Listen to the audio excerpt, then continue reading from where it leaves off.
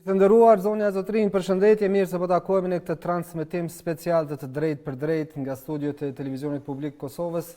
Flasim për një situatë që është goxha dramatike në raport me Shtetet e Bashkuara të Amerikës. Nga Washingtoni, nga shtëpia e bardhë përkatësisht kanë ardhur, nëse mund t'i quajmë edhe kërcënime, se është koha që të tërhiqen trupat amerikane nga Kosova. Dhe ky propozim ka ardhur nga një senator shumë i rëndësishëm dhe shumë i famshëm në Shtetet e Bashkuara të Amerikës. Bëhet fjalë për David Perdue, që është i afërt me presidentin amerikan Donald Trump, dhe pas kësaj propozimi i tij është shpërndar edhe nga këshilltari për siguri kombëtare, zoti O'Brien, nga i deleguari i presidentit Trump për bisedimet mes Kosovës dhe Serbisë, ambasadori Richard Grenell. Ndërkohë, ajo që ka arritur edhe më shumë shqetësimin është edhe një deklarim i djalit të presidentit Trump, i cili ka thënë që duhet dhe është koha që të tërhiqen trupat amerikane nga Kosova, dhe krejt kjo për shkak të tarifes 100% që ka vendosur Kosova, e cila nuk po hiqet sipas kërkesës së Shteteve të Bashkuara të Amerikës. Pak sekonda më përpara ka reaguar edhe antari kryesisë së LDK, zoti Skënder Hyseni, i cili është takuar sot në shtëpinë e bardhë me zotin Grenell dhe thotë që e ka marrë porosi të qartë se Shtetet e Bashkuara të Amerikës nuk do të investojnë as në ushtri dhe as kund tjetër derisa nuk hiqet tarifa 100% nga funksioni, nga fuqia e saj. Ai e ka bërë të ditur se LDK nuk do të lejojë që kjo të ndodhë, nuk do të lejojë që Kosova të prishet me Shtetet e Bashkuara të Amerikës. Ka zhvillime të jashtëzakonshme. Pas pak pritet PDK-ja një konferencë shtypi. Ministri Hajdari ka shkuar në këto momente te kryeministri Kurti, e cila është ngarkuar për çështjen e tarifës.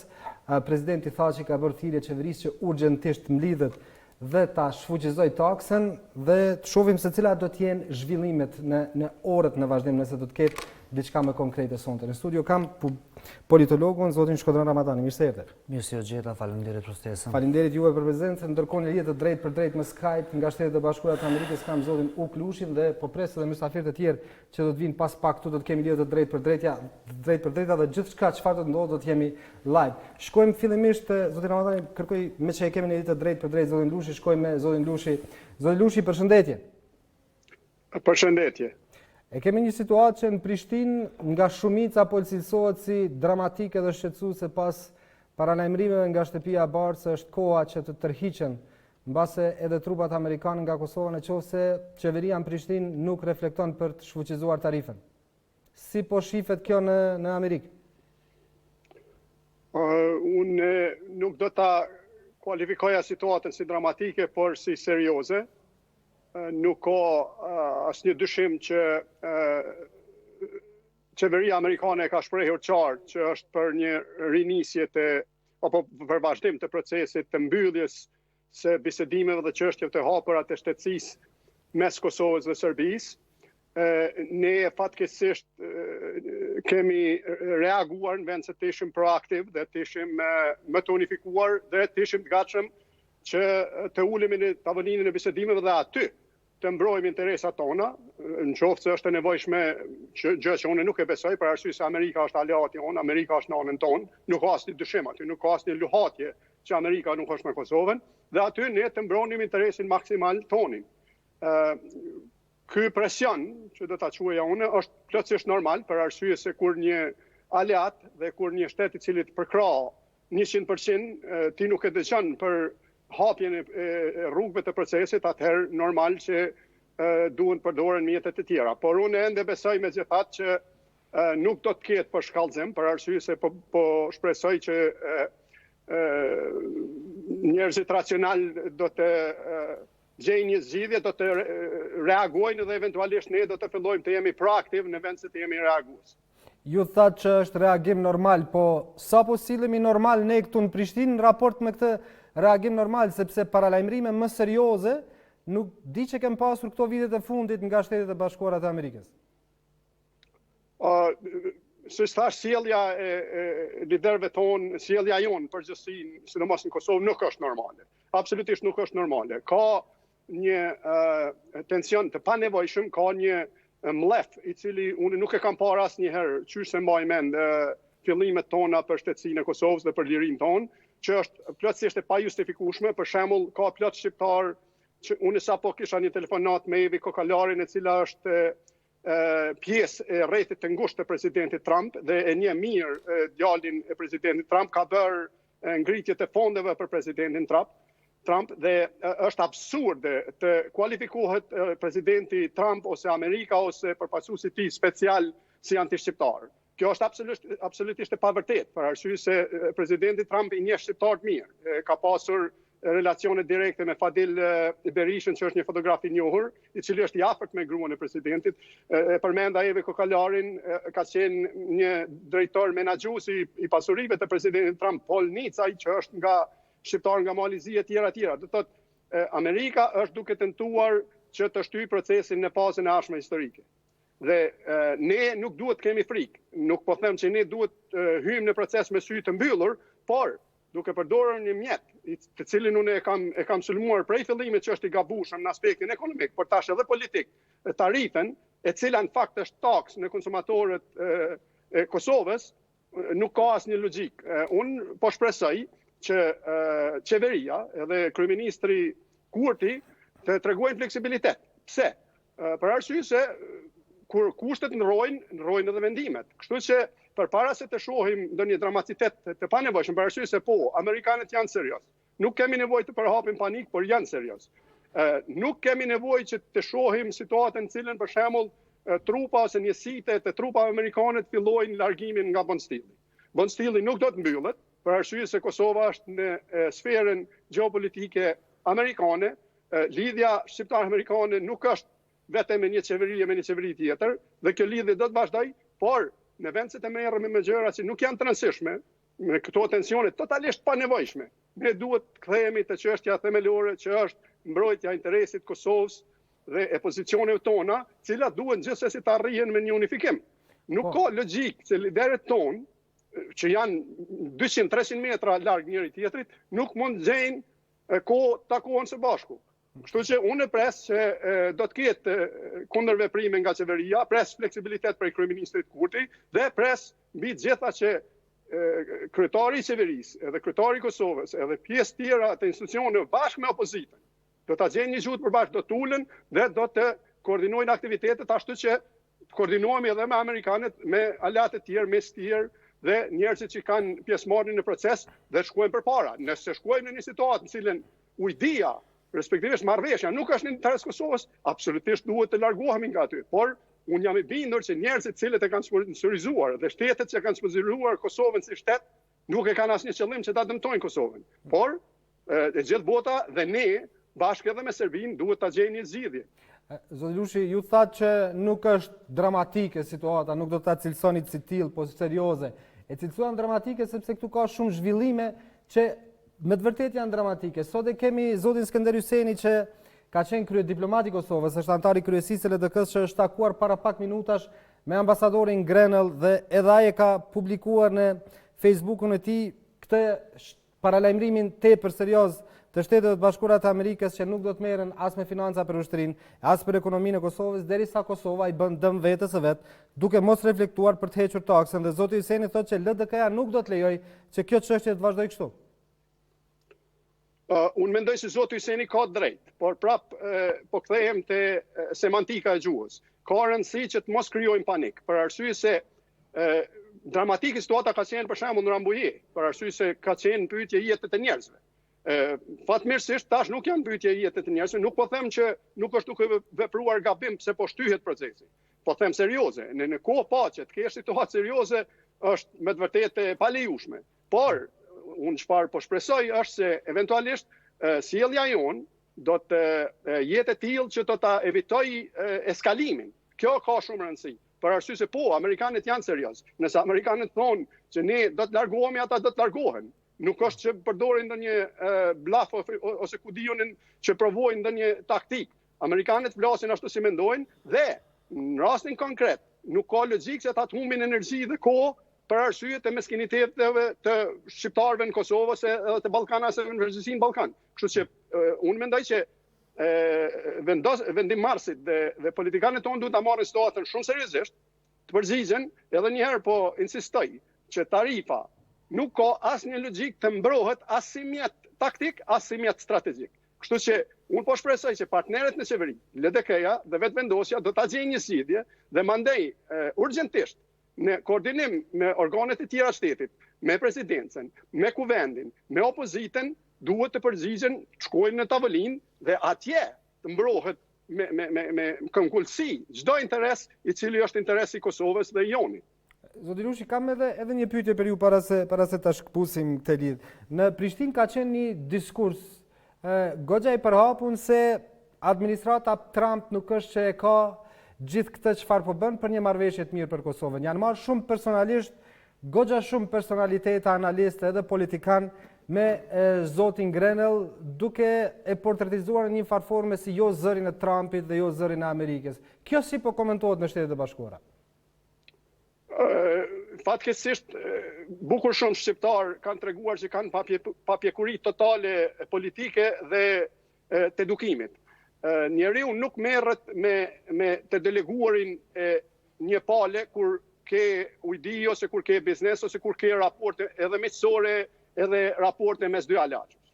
Ajo nuk është puna jonë, nuk është puna as e Kosovës as e shqiptarëve që nuk jetojnë në Amerikë, që nuk janë shtetas amerikan, ti tregojnë Amerikës këta vendos në krye ose kush merr vendime në emër tyre. Disa sulme që janë bërë kundër përfaqësuesit special Grenell, i cili e potencoj edhe një herë, është shumë i afërt me presidentin Trump, është gabim i turpshëm, për arsye se unë jam rregull nëse kritikohen pozicionet e tij, nëse mbrohet interesi jonë për perspektivës sonë, por sharjet, pyrjet, në fakt janë anti-Kosovë, janë anti-shqiptare, për arsye se nuk e ka askush atë drejt që të merret me pjesën personale që në një farë mënyrë janë sulme fashiste, kur i bëhen cilit do person, edhe armiqve tonë serb.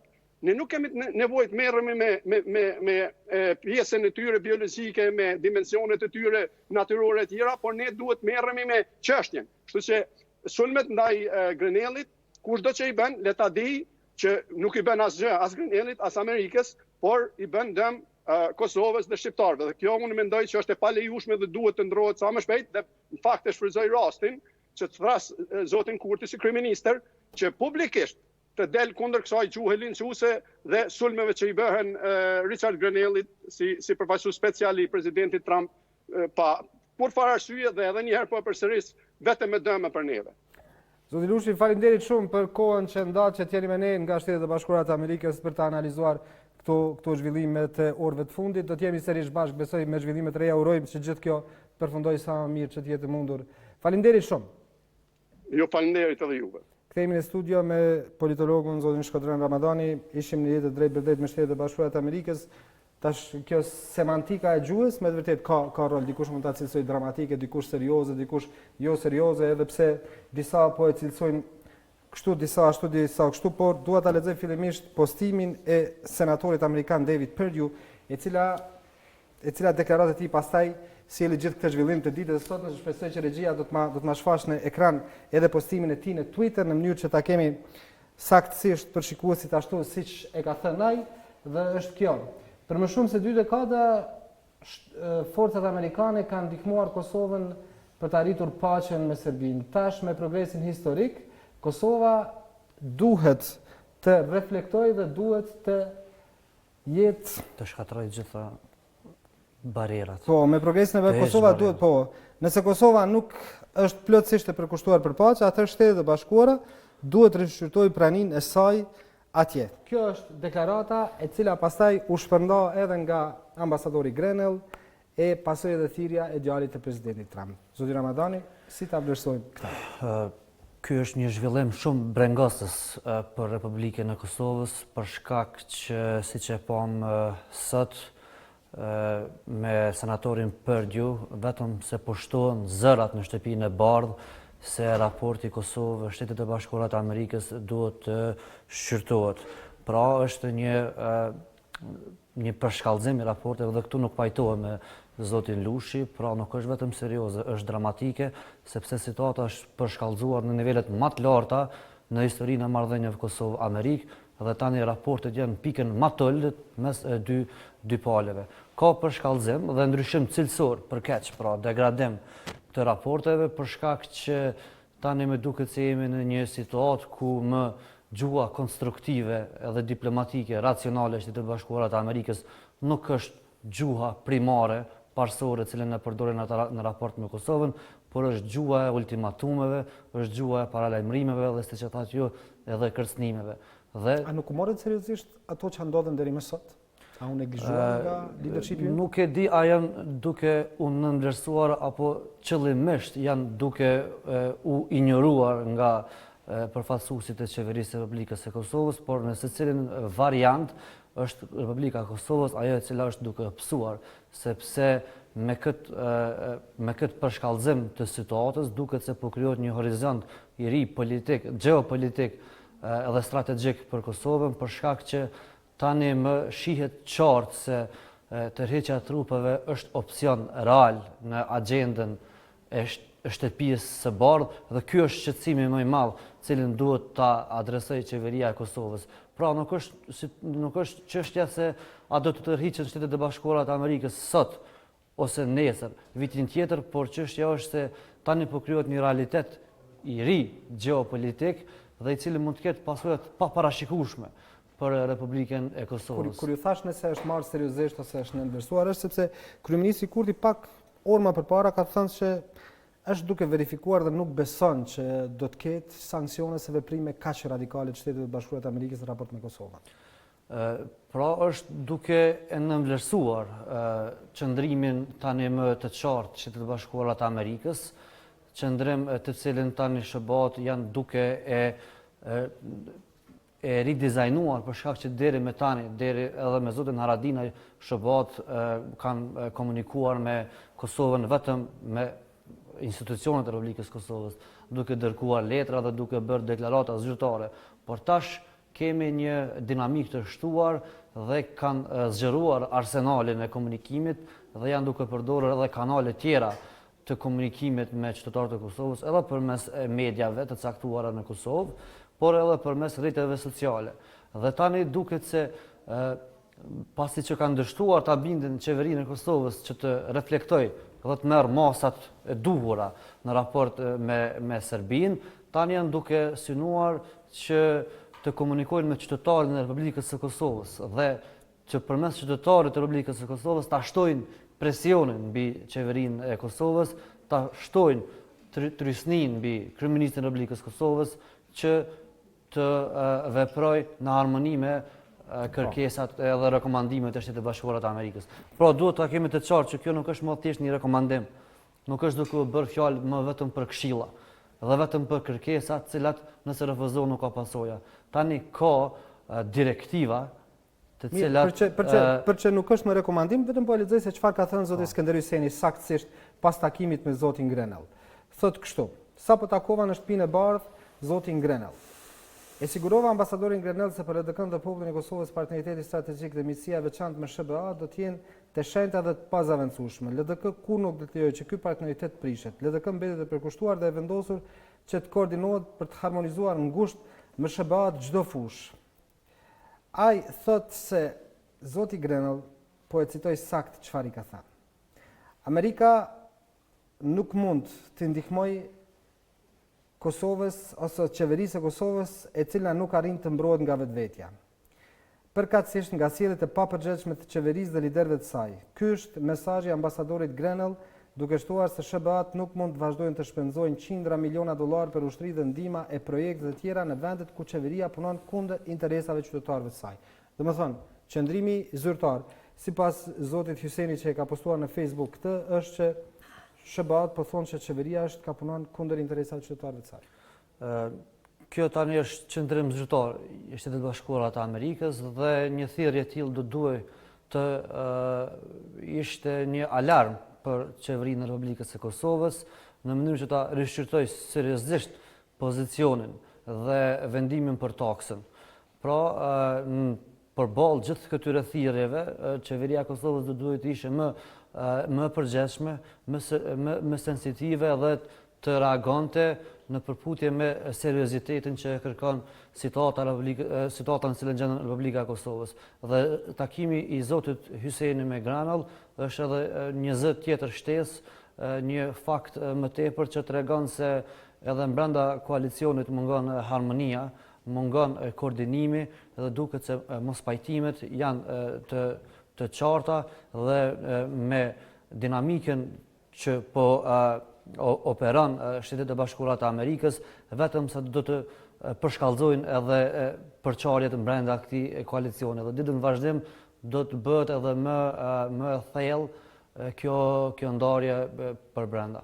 Dhe përveç këtij paralajmërimit për tërheqjen e mundshme të trupave amerikane, ishte ajo që nuk po vlerësohet si sankcion, por si ndarje projekteve për Kosovën, financimin e projekteve nga sfidat e mijëvjeçarit, u stopuan zyrtarisht, nuk ka. Ka bërë një konfirmim të tillë edhe zonja Erza Vela, e cila ka qenë duke menaxhuar 2 projekte pikërisht nga këto burime të financimit dhe është konfirmuar që këto janë ndërprer. Sigurisht nuk është sankcion në kuptimin klasik të fjalës, në kuptimin që tani më SBA do të barrikadojnë Kosovën dhe do të pamundësojnë asaj aksesin dhe qasjen në tregjet ndërkombëtare, mirë po duke marrë parasysh rëndësinë e ndihmës së SBA-ve për Kosovën, ndërprerja e projekteve të tilla është praktikisht sankcion për Kosovën, për shkak që Republika e Kosovës nuk mund ta paramendojë progresin politik pa asistencën e Shtetit Bashkuar të Amerikës, nuk mund ta konceptoj dhe ta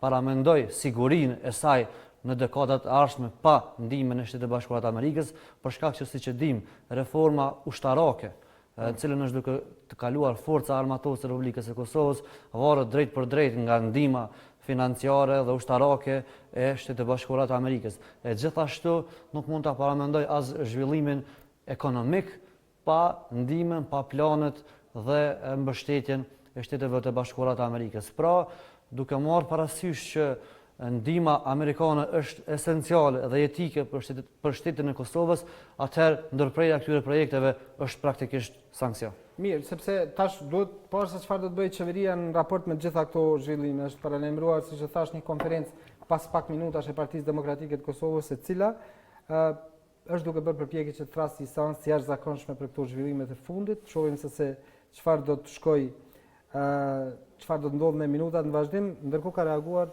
rreth një orë më përpara dhe ish kryeministri i vendit, kryetari i LDK-s, zoti Sa Mustafa.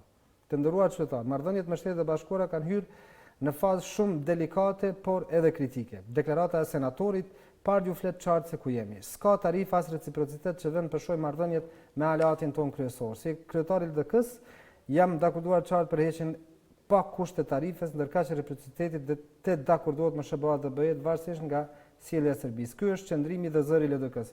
Zoti Ramadani, nëse ky është qëndrimi dhe zëri i LDK-s, atëherë si të shpjegohet në praktik pse s'ka veprime të tjera që të mos ndodh kjo, çfarë ka një shqetësim në opinionin publik? Kjo do të thotë që LDK është duke shqetësuar gjitha mundësitë sa i përket armës së koalicionit mes lëvizjes vetëvendosje dhe Lidhjes Demokratike të Kosovës. Masat konkrete nuk janë ndërmarrë ende, mirë po takimi i zotit Hyseni me Grenell dhe mesazhet që ai transmetoi pas këtij takimi, si dhe komunikimi i Sa Mustafës, i zotit Sa Mustafa me qytetarët e Republikës së Kosovës, tregojnë se jemi pranë një momenti ku LDK-ja pritet të merr masa konkrete dhe praktike për situatën në cilën gjendet Republika e Kosovës. Prandaj është edhe reagimi i fundit i këtij momenti i zotit Lima, i kryetarit të Nismës Socialdemokrate, që thotë që duhet më njëherë të themi po iniciativave dhe këshillave amerikane, pa hezitim. Zoti Limaj pas ka folur mirë dhe i duhet Kosovës një zë i tillë që është në përputhje me situatën në cilën është Kosova dhe zërat të cilët kërkojnë bashkëpunim me Shtetet e Bashkuara të Amerikës dhe bashkërendim të veprimeve me Shtetet e Bashkuara të Amerikës janë të mirëseardhë. Prandaj mobilizimi dhe sensibilizimi qytetar duhet të jetë i shumëfishtë si në aspektin politik, institucional edhe civil. Po. Kryesia e Kuvendit nesër do të ketë mbledhje në orën 12 nëse nuk do të ketë zhvillime të reja për të pasur takim edhe më herët, sepse situata është e tillë. Ndërkohë kemi thirrjen e presidentit të Republikës që qeveria më njëherë të mblidhet dhe ta heqë tarifen, sepse nuk bën të cenohen raportet me Shtetet e Bashkuara të Amerikës. Besoj që regjia do të jetë e gatshme të jap deklaratën e presidentit Thaçi për këtë dhe pastaj do të marrim edhe deklaratën e kryeministit Kurti në raport me këto zhvillime. Po kërkojnë nga regjia të më jap deklaratën e presidentit Thaçi që kërkon që qeveria urgjentisht të mblidhet dhe të heqë tarifën. Ne duhet marrim vendime të interesit jetik për vendin edhe për shoqërinë edhe të interesit strategjik që dalin përtej potezave apo lëvizjeve që mund të sjellin duart trokitje elektorale. Raporti me Shtetet e Bashkuara të Amerikës duhet të kultivohet dhe është i përjetshëm, është një raport special.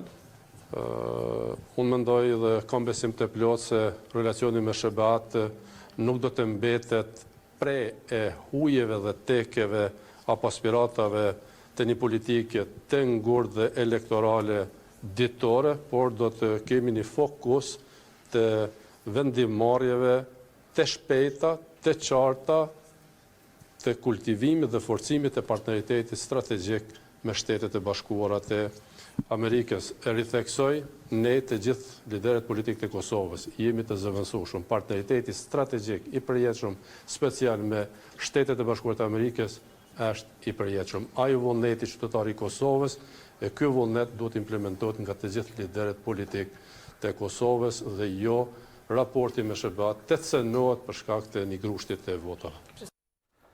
Ishte pra ky deklarimi i presidentit të vendit, i cili thotë se për shkak të një grushti votash nuk bën të cënohet partneriteti me Shtetet e Bashkuara të Amerikës, ndërkohë është edhe reagimi i kryeministrit Kurti për këto paralajmërime. Besoj regjia tash do ta ketë gatshëm edhe deklaratën e zotit Kurti.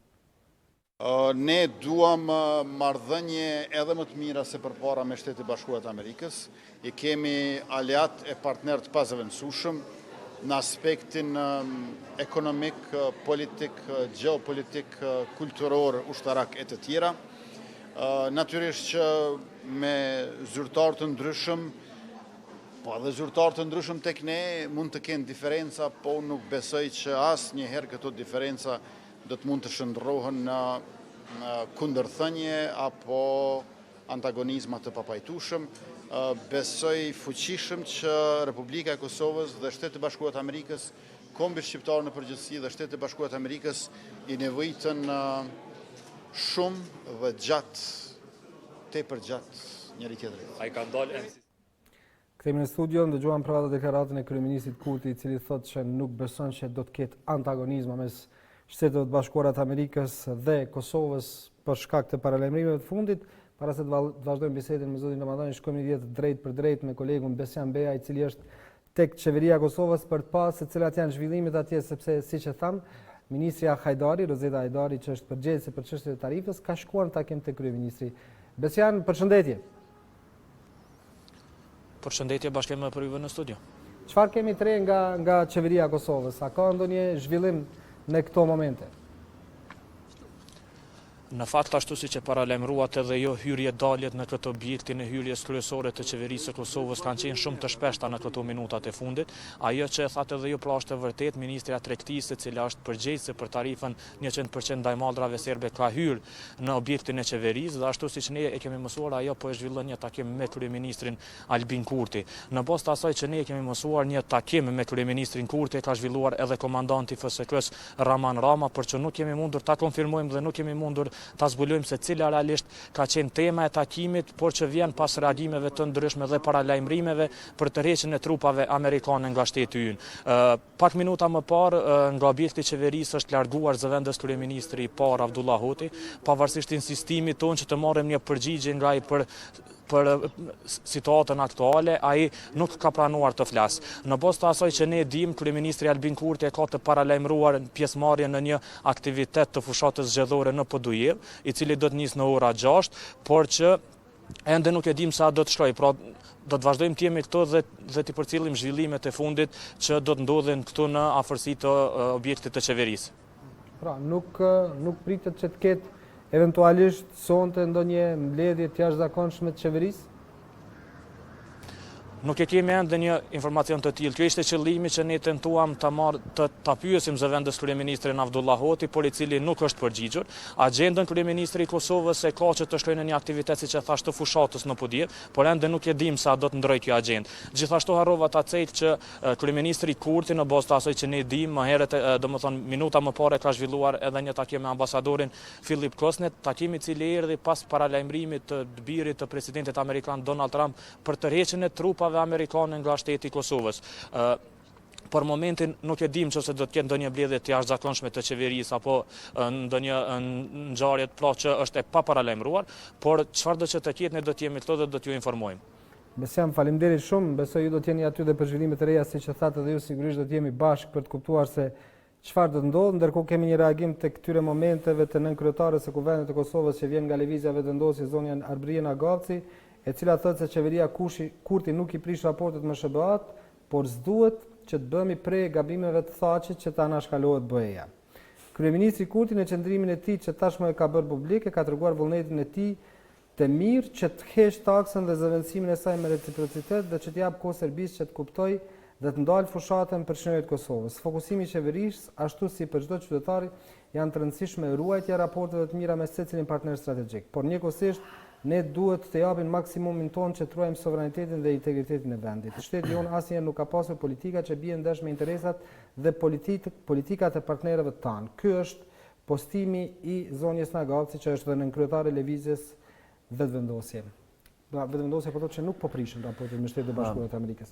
Po deklaratat e tilla janë mboshe, sidomos nëse ato nuk mbështeten me veprime konkrete, cilat duhet të ndërmerreshin në përputhje me kërkesat tani më publike dhe qartat të Shtetit Bashkuara të Amerikës. Deklaratat se amerikanët janë partner të pazëvendësueshëm për Kosovën duket që janë të pavërteta, për shkak që në programin qeveritar që qeveria Kurti publikoi pak ditë më parë, aty qartë thuaj se dialogu Kosovë-Serbi do të zhvillojë vetëm brenda formatit të Bashkimit Evropian. Pra qeveria në program e ka të sankcionuar zëvendësimin e SBA-s me BE-n. Pra, kjo deklaratë është e paqëndrueshme dhe e pa bazë. Dhe si e tillë nuk duhet të merreshin seriozisht. Po zonja Nagavci po thotë që edhe ne nuk duhet lejojmë që të prishin raportet. Ajo që është e rëndësishme është që duhet kemi parasysh që të mos bëhemi prej gabimeve të presidentit të vendit duke tërhequr vëmendjen nga BE dhe duke na dërguar veç të Shtetet e Bashkuara të Amerikës. Për neve janë të rëndësishme të dyja dhe duhet kemi bashkëpunim edhe me SBA-n por edhe BE-n. Problemi është se tash BE-ja po përdoret si streh për të arsyetuar prishjen edhe dëmtimin e raporteve me Shtetet e Bashkuara të Amerikës. Pra nuk është duke u folur për një ruajtje të raporteve të Kosovës me BE-n, por është duke u përdorur si streh për të minuar përpjekjet e Shtetit Bashkuara të Amerikës që dialogu Kosovë-Serbi të zhvendoset nga orbita e Brukselit në orbitën e Washingtonit. Pra, këto deklarata nuk duhet të merren seriozisht, sepse SBA-t nuk po thonë që së paku prishin me BE-n, por kanë kërkesë shumë të qartë të hiqet taksa që Kosova ka vendosur për Serbinë. Dhe mbajtja e saj ose heqja e saj nuk është që e prish me BE-n, por e prish me Shtetet e Bashkuara të Amerikës. Shohim se çfarë ndodh, sepse reagimet janë të jashtëzakonshme, ka shumë reagime. Tash kreu i LDK-s po thotë që shumë shpejt do të vendosim se çfarë do të bëjmë me këto raport me këto zhvillime, ndërkohë kryetari i Partisë Socialdemokrate zoti Dardan Molliçaj, dikur bashkëpunëtor i afërt i zotit Kurti, thotë se kryeministri Kurti duhet të shkojë sepse sipas tij situata e krijuar të vitet fundit në flet për mungesë të vizionit ka shi dialogut me Serbinë. Republika e Kosovës është rezultati i përpjekjeve të qytetarëve tanë për liri dhe pavarësi. Por këto përpjekje janë realizuar, por janë krijuar dhe rrethanat e favorshme ndërkombëtare. Këto rrethana lidhen më së tepër me Shtetet e Bashkuara të Amerikës. Momentet vendimtare kur aspiratat tona janë realizuar lidhen në mënyrë direkte me politikën e jashtme amerikane. Bombardimet 1999, por edhe shpallja e pavarësisë janë bërë kështu. Situata e krijuar ditëve të fundit na flet për mungesën e vizionit ka shi dialogut me Serbinë. Kjo mungesë e vizionit po përcillet edhe me një abstenim absurd të qeverisë Kurti ka shi dialogut. Është kjo sepse kanë frikë ose mbase e dinë që në sfond është një marrëveshje jo favorshme për vendin, apo çfarë është, sepse rezistimi, po them ose refuzimi në këtë formë ka gjatë që të veprohet siç po thonë Shtetet e Bashkuara në këtë rast shtëpia e bardhë? Kërkon një shpjegim.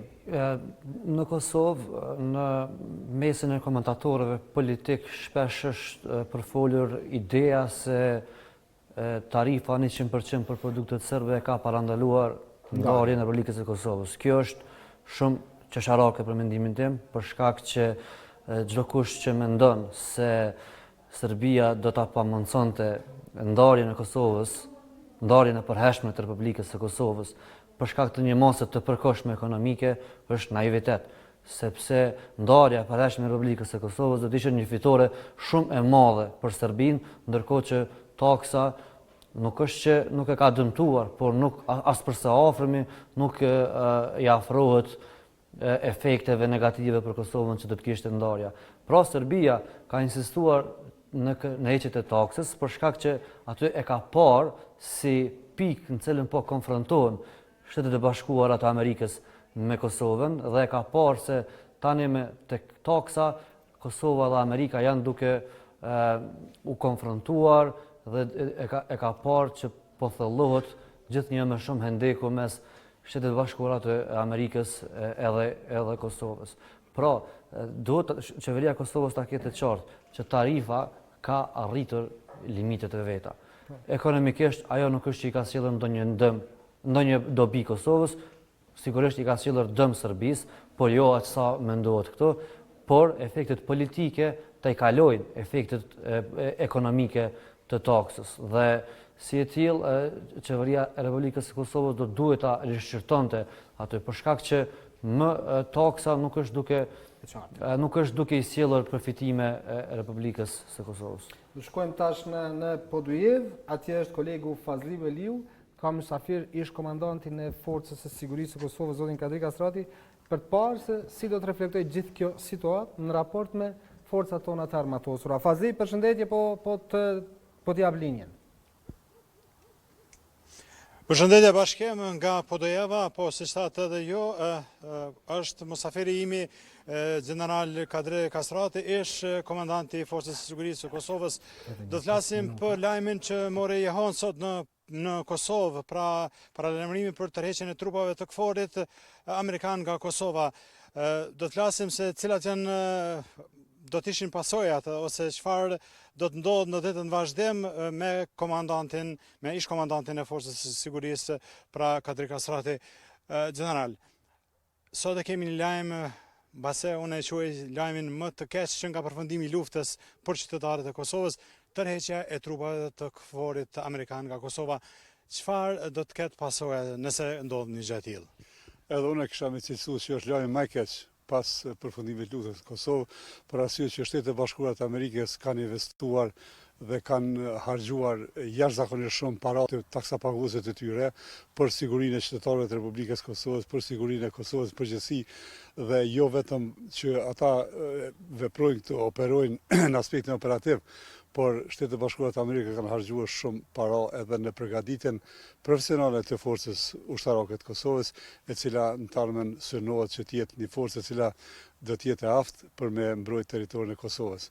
Unë këtë lajm, jo vetëm që e quaj lajm të keq, por fatkeqësisht çdo cenim apo çdo prishje marrëdhënie me partnerin tonë strategjik, Shtetet e Bashkuara të Amerikës, për Kosovën do të jetë jashtëzakonisht e keqe, do të jetë fatale, mund të them ashtu lirisht, dhe unë i kisha ftu të gjithë që në rend por duhet të ruajmë këtë marrëdhënie, duhet të mojmë relacionin me partnerin tonë strategjik dhe mos lejojnë që KFOR-i amerikan apo trupat amerikane që janë të stacionuara këtu në Kosovë, jo vetëm thashë më herët në aspektin operativ, por edhe në përgjithësi që mos largohen nga këto dhe të kryejnë ato detyra dhe ato obligime që Shtetet e Bashkuara të Amerikës kërkojnë nga ne që mund t'i kryejmë dhe duhet t'i kryejmë.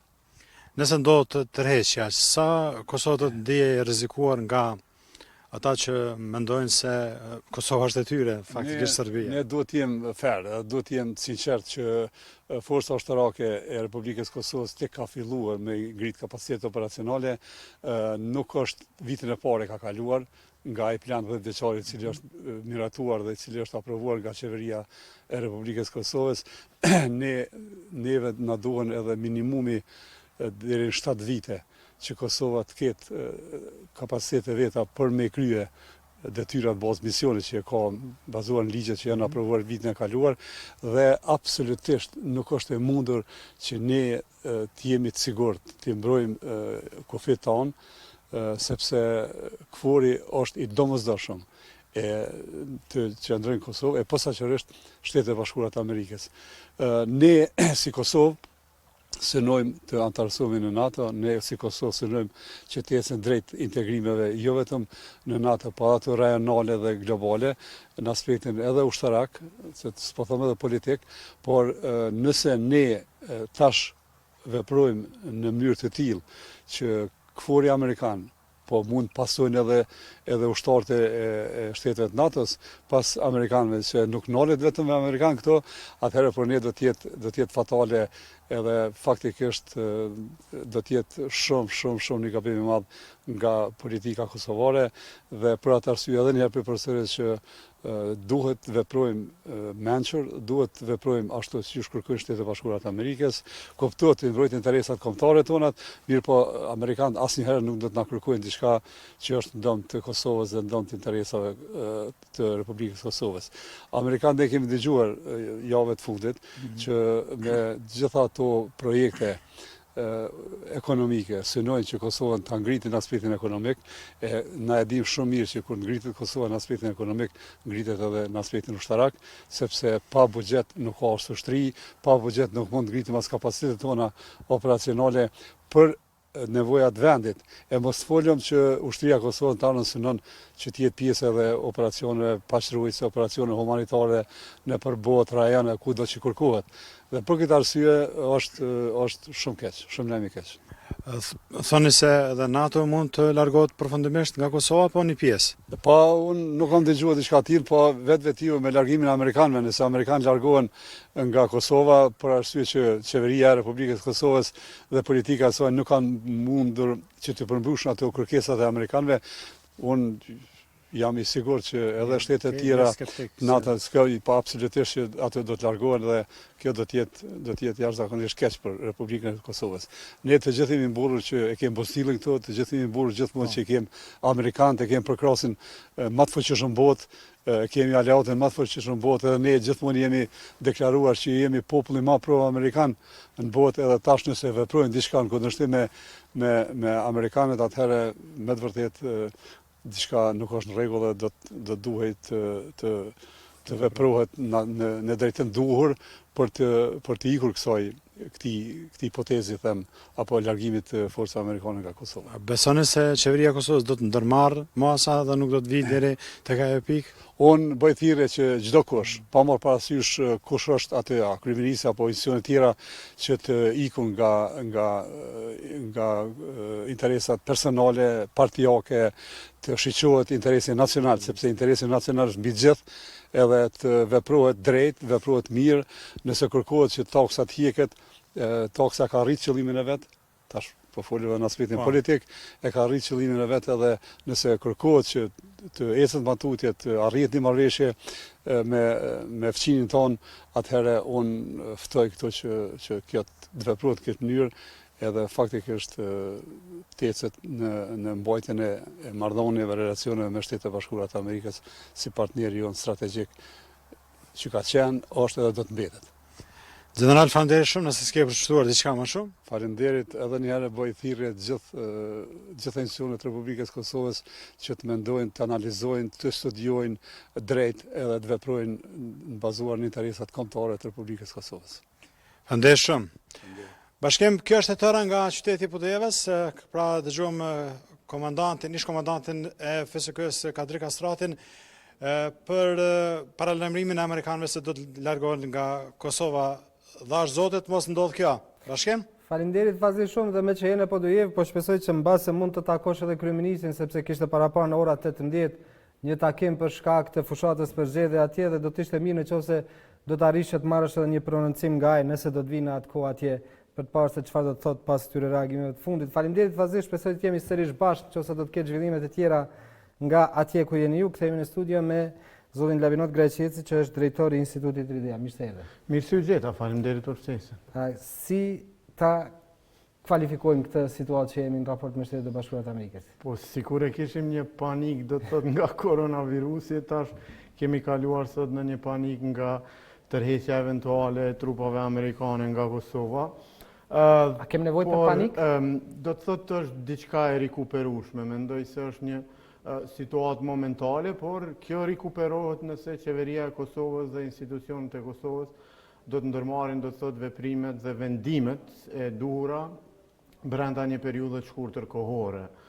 Pra, qeveria në këtë rast duhet të respektoj sugjerimet dhe këshillat e Shteteve të Bashkuara të Amerikës, të cilat do të thotë rekomandojnë tërheqjen e tarifës 100%, do të thotë pa kushte, dhe rrjedhimisht do të thotë kjo më pastaj të ndiqet apo të vazhdojë me përfshirjen intenzive të dy palëve, Kosovës dhe Serbisë, në procesin e dialogut që tashmë ka ndryshuar edhe adresë e lokacion, pra nga Brukseli është vendosur në Washington dhe nga një tempo e ngadalt dhe do të ketë një tempo krejt ndryshe në Washington. Ju jeni marrë shumë me çështjen, keni bërë analiza për dialogun, studime, hulumtime për dialogun. Në këtë situatën që jemi, sepse ka një diskurs, sikur mund ndodhë ose sikur është gati një draft marrëveshje e cila me gjas nuk mund të na kënaqë si Kosovë. A mund të jetë gjithë kjo për shkak të asaj që të mos hyjet në atë?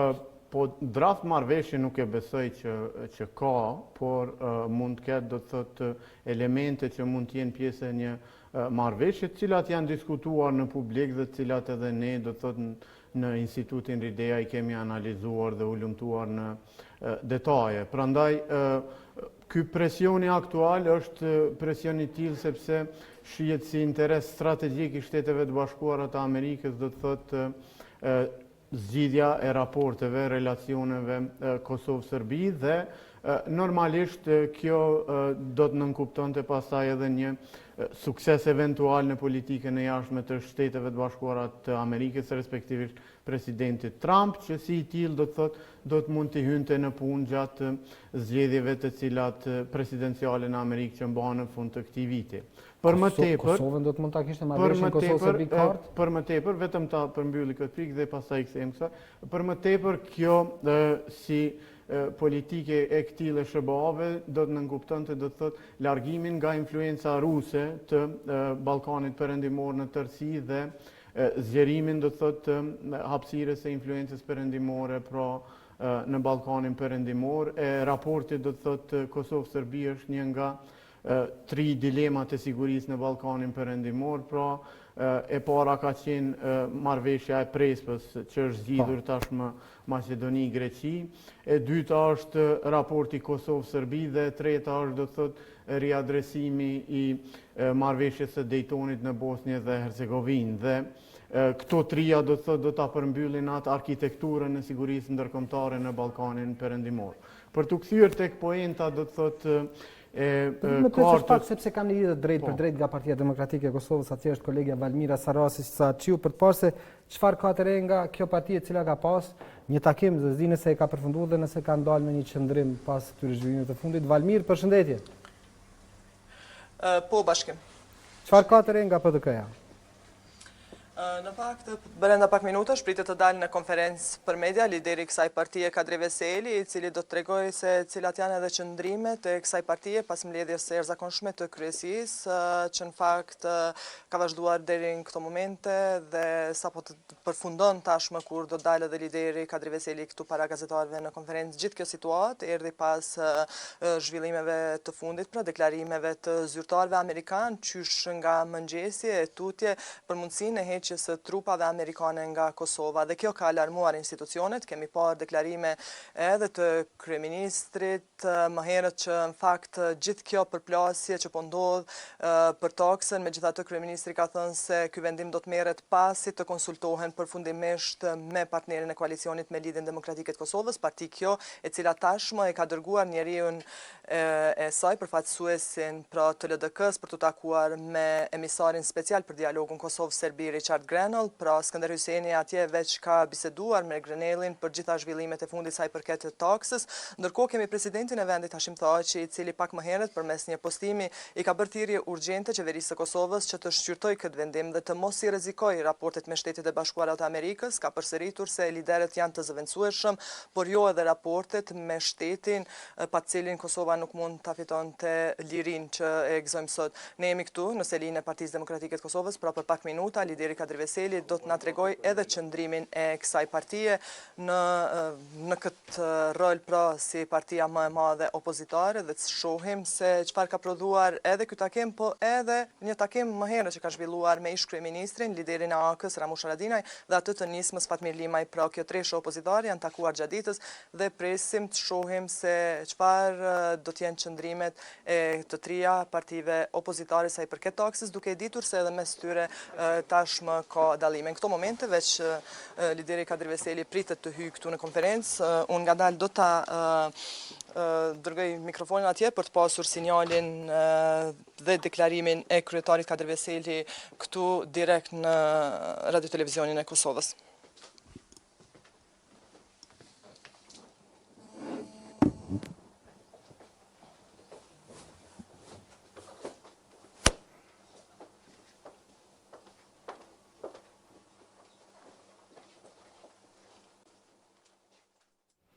Jemi duke pritur pra shikues nderuar që për pak sekonda kryetari i PDK-s, ish kryetari i Kuventit të dalë në konferencë shtypje dhe të japë qëndrimin e fundit të kësaj partie përkitazi me zhvillimet që po ndodhin në ditën e sotme, zhvillime të jashtëzakonshme që kanë të bëjnë me ato çfarë kërkojnë Shtetet e Bashkuara të Amerikës nga Prishtina zyrtare, nga qeveria e Kosovës, heqjen e menjëhershme të tarifës në mënyrë që të kthehet normalitetin raporte, sepse kanë paralajmëruar se mund të ketë zhvillime të reja.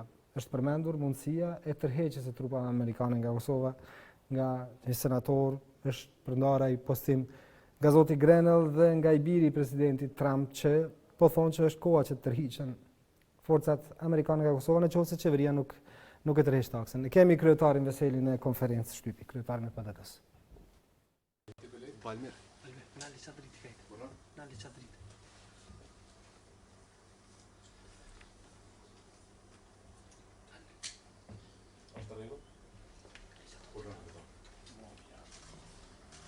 Të nderuar media, të nderuar qytetarë të Republikës së Kosovës.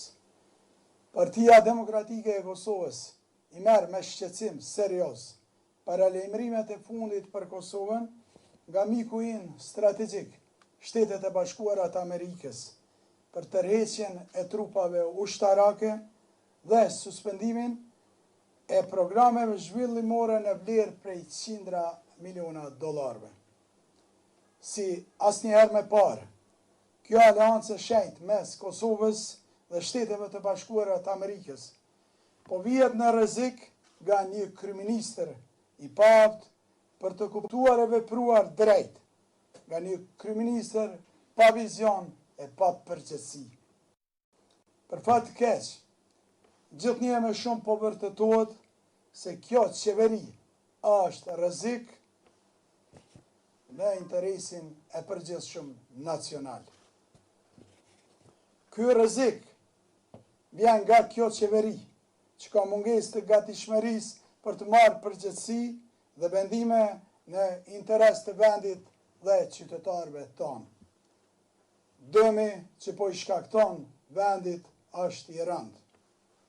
Dëmi tashmë është bërë shumë i madh në relacion me aleatin ton strategjik Shtetet e Bashkuara të Amerikës dhe pozitën e Kosovës në marrëdhëniet ndërkombëtare. Të keq përdorur pozita në qeveri dhe për disa javë ta sjellësh Kosovën para rrezikut të sigurisë nacionale, kjo është e paprecedent. Mund të jesh i majt, mund të jesh i djathtë në Kosovën e lirë, por është e papranueshme dhe është shumë e rrezikshme që këto ide ta konfrontojnë interesin ton shtetëror. Ne kemi vetëm këtë shtet me interes të qartë nacional. Për të parandaluar një dëm të tillë, së bashku me deputetet e partive të tjera opozitare, Partia Demokratike e Kosovës, kaptuar për nesër në orën 15 një seancë të jashtëzakonshme me mbi 40 nënshkrime për të kërkuar llogari nga kjo qeveri e papërgjegjshme në raport me qasjen e saj ndaj Shteteve të Bashkuara të Amerikës. Ftoj qytetarët e Kosovës mbi çdo dallim politik ta ngrenë zërin kundërshtues para këtij rreziku me pasoja të paparashikueshme. Faleminderit.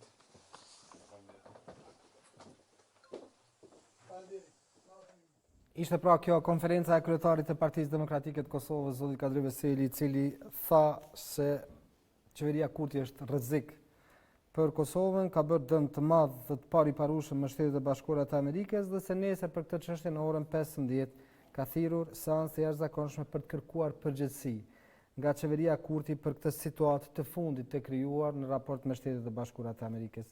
Zoti Grajçeci, situata duket serioze.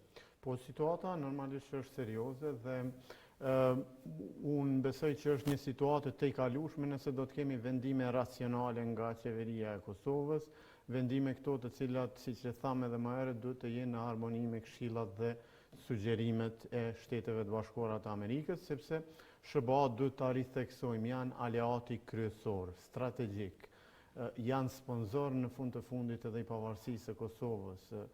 Pa SBA do të thotë Kosova nuk do të çlirohej fillimisht, pastaj nuk do të ndodhte procesi i Vjenës, procesi i shpalljes së pavarësisë së Kosovës dhe njoja globale do të thotë e shtetsisë Kosovës. Gjitha këto procese janë bërë të mundura me ndihmën e Shteteve të Bashkuara të Amerikës. A kemi pas në këto vite të pasutës paralajmërim më serioz nga Shtetet e Bashkuara të Amerikës?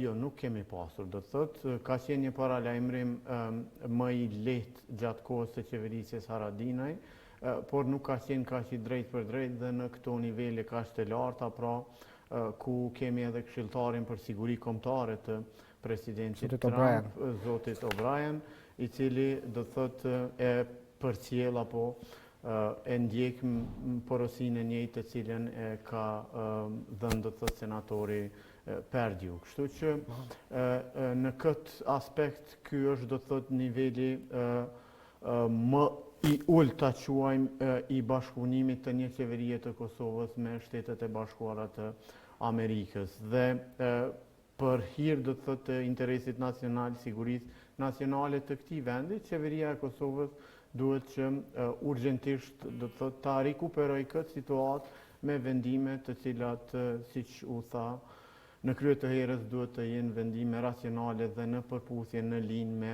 sugjerimet dhe këshillat e SBA-s. Ishim duke folur pak më herët për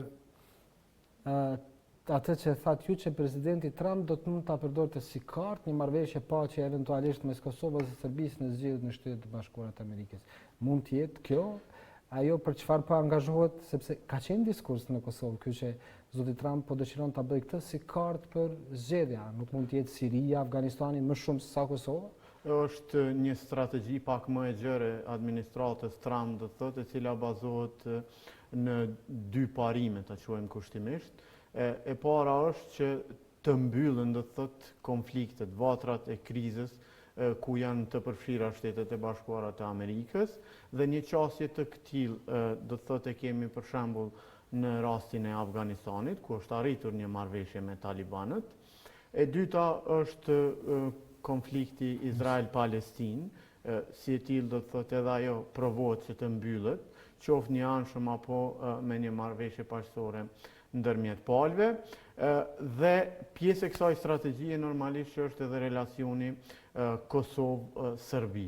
Pra, Shtetet e Bashkuara të Amerikës kanë për synim që konfliktet në cilat kanë qenë të përfshira më herët administratat e presidentëve Obama, e më herët presidentit Bush e Clinton, do të thotë t'i mbyllin këto konflikte dhe gjithashtu parimi i dytë që i përcjell këto aspektet politikës jashtme amerikane është tërheqja e ushtarëve amerikan nga ato vatra konflikti. Siç ndodhi në Siri, tashmë është në proces e sipër në Afganistan dhe nëse do të ketë do të thotë një marrëveshje eventuale Kosovë-Serbi, atëherë ky proces mund të rezultojë edhe me zvoglim të pranisë amerikane në Kosovë. Por ajo është në një rrethon tjetër, kur ka marrëveshje Kosovë-Serbi, ndërkaq rrethona e sotme, do të thotë paralajmërimet e ditës së sotme janë krejtësisht të një natyre tjetër që janë, do të thotë, kërcënim serioz për sigurinë nacionale të këtij vendi. Është reagimi i minutave të fundit i zëvendës kryeministrit të Kosovës, zotit Haqiabazit, të cilin do ta lexoj tash përkitësi me zhvillimet e fundit. Me 6 tetor ka ndryshuar Kosova përgjithmonë. Tha që nuk ka pushtete as të drejtë kushtetuese, nuk mund të luajë me fatin e Kosovës as popullin e Kosovës, nuk mundet më të dërgojë ushtarët e UÇK-s në Hag, nuk mundet me coptu Kosovën për pazaret e tij. Tha që ka mbërruar një kulaç tani duke futur Kosovën në eksperimente të cilat janë dëmtuese e mashtruese. Le ta bëj publik planin që e ka diskutuar me vite, le të garantoj njohjen, le ta garantoj papërkshmërinë e territorit dhe kushtetutës së Republikës së Kosovës. A mundet? Ashtu siç garantoi vizat, kujt i ka borxh? Kosova nuk i ka borxh. Kosova Demokratike për herë të parë ka një kryeministër që asnjëherë nuk ka qenë kundër qytetarit dhe gjithmonë ka vendosur në anën e interesit të vendit dhe kombit. Vetëm kështu bëhemi vërtet shtet. Tha që ka eksperimentuar me gjykatën speciale. Në klapa thik pas shpinë Amerikës, ka rrëzuar qeverit me LDK-n dhe AK-n dhe secilin partner që e ka pasur. Për 7 vite ka negociuar me Vučićin dhe tani është kujtuar që të ofendoj Evropën ashtu siç ofendonte Amerikën dikur. I njëjti është kryeshefi Prontos që shpërndan lajme dëmton kundërshtarët politik duke u shërbyer me të pavërteta dhe jo vetëm. Kosova është pro-amerikane, pro-evropiane dhe demokratike dhe gjithmonë do të mbetet e tillë. Ky është reagimi i zëvendës kryeministrit Haqiabasi për zhvillimet e fundit. Nuk po reflektohet diçka anti-amerikane, s'po pranohen, nuk po e pranojnë atë çfarë është në diskursin publik që po veprojnë për të mos i pas raportet e mira me SHBA-t. Jo, ideja është që nuk po themi që ka diçka anti-amerikane, por do thot anash retorikën politike, anash konfrontimet politike për interesa partijake të pushtetit dhe opozitës, dhe këto do të thot momenti është që Kosovës i nevojitet vendimi. Ky vendim ka të bëjë me tarifën 100% dhe vendimi si i tillë në mënyrë që dalim nga ky ngësh në cilin jemi futur, është që të jetë në harmoni apo në përputhje me këshillat e SHBA-ve. Dhe Kosova do thotë në këtë moment në cilin po kalojmë nuk ka nevojë për konfrontime të nivelit personal e ndërpartijak, të cilat vetëm sa e dëmtojnë dhe përçajnë do të thotë skenën edhe ashtu politike të përçarë në Kosovë, por kemi nevojë do të thotë për porosi të cilat unifikojnë skenën politike dhe unifikojnë qëndrimin e institucioneve të Kosovës sa i përket raporteve të Kosovës me Serbinë në të ardhmen, respektivisht sa i përket qëndrimit, pozicionit politik të Kosovës karshi marrëveshjes eventuale Kosovë-Serbi. Proces ky i cili tashmë na pëlqej apo nuk na pëlqej, po udhëhiqet dhe po facilitohet si i tillë nga Washingtoni zyrtar. Po ne kemi dy partnerë në qeveri të cilët nuk e kanë të njëjtin mendim për çështjen e tarifës dhe nëse nuk arrihet konsenzus i brenda njerëzve që udhëheqin qeverinë sot, atëherë çfarë të ndodhë, sepse LDK-ja po thot, duhet që të hiqet me një taksa. Zoti Mustafa e ka pranuar në një postim para rreth një ore që e ka bërë në Facebook, ka thënë që janë në krizë raportet me Shtetet e Bashkuara, atje e ka deleguar zotin Hyseni, Skënder Hyseni që takohet me zotin Grenell, janë takuar zoti Hyseni e bëri qartë qëndrimin zyrtar që s'ka ndihmë as për ushtrinë dhe as të tjera, derisa qeveria në Prishtinë vepron kështu.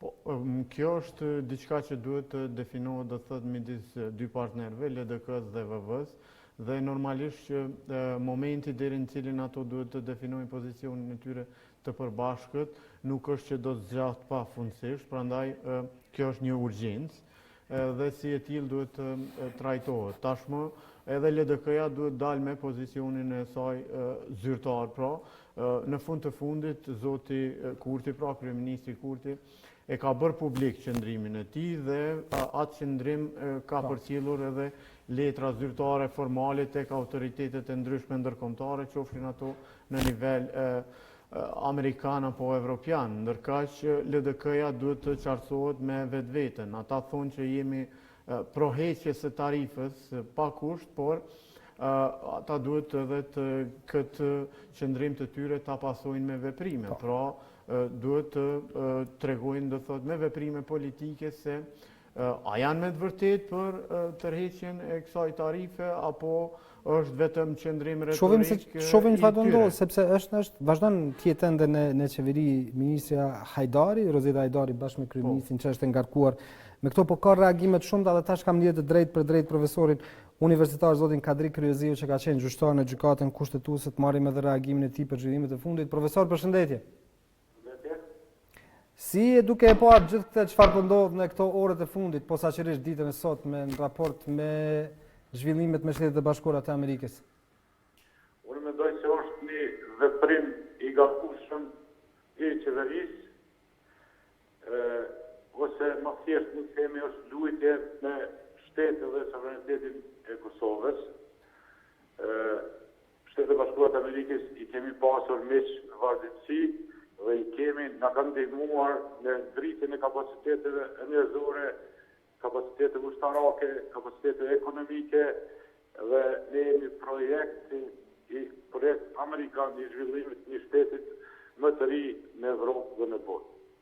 E konsideroj se këto veprime janë të papjekura, të pamatura dhe janë veprime të cilat mundën me pas pasojë të paparashikueshme. Si duhet sillemi karshi këtyre paralajmërimeve?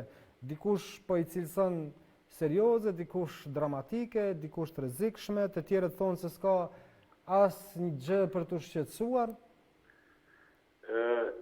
Duhet të shqetësohem, duhet të marrë shumë serioze, sepse shteti amerikan është shumë serioz, është një shtet i cili fjalët të cilat i përçon janë fjalë të serioze, është një shtet i cili duhet ne të ndëgjojmë situata të caktuara, sidomos për këto situata të cilat mund me pas pasoja, të cilat nuk e meriton populli i Kosovës, dhe veprimet e qeverisë të momentit janë veprime antikombëtare dhe antipopullore, antiqytetare, sepse populli i Kosovës nuk dëshiron që të kemë ndonjë prishje të marrëdhënieve diplomatike edhe historike dhe aktuale me Shtetet e Bashkuara të Amerikës.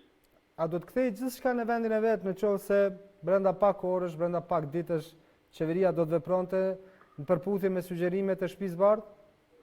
Unë mendoj se marrëdhëniet me Shtetet e Bashkuara të Amerikës janë të lënduara, por besoj se do të kthehet në situatën e cila duhet me qenë dhe duhet me vepru Kosova që s'ka vepruar deri më tash.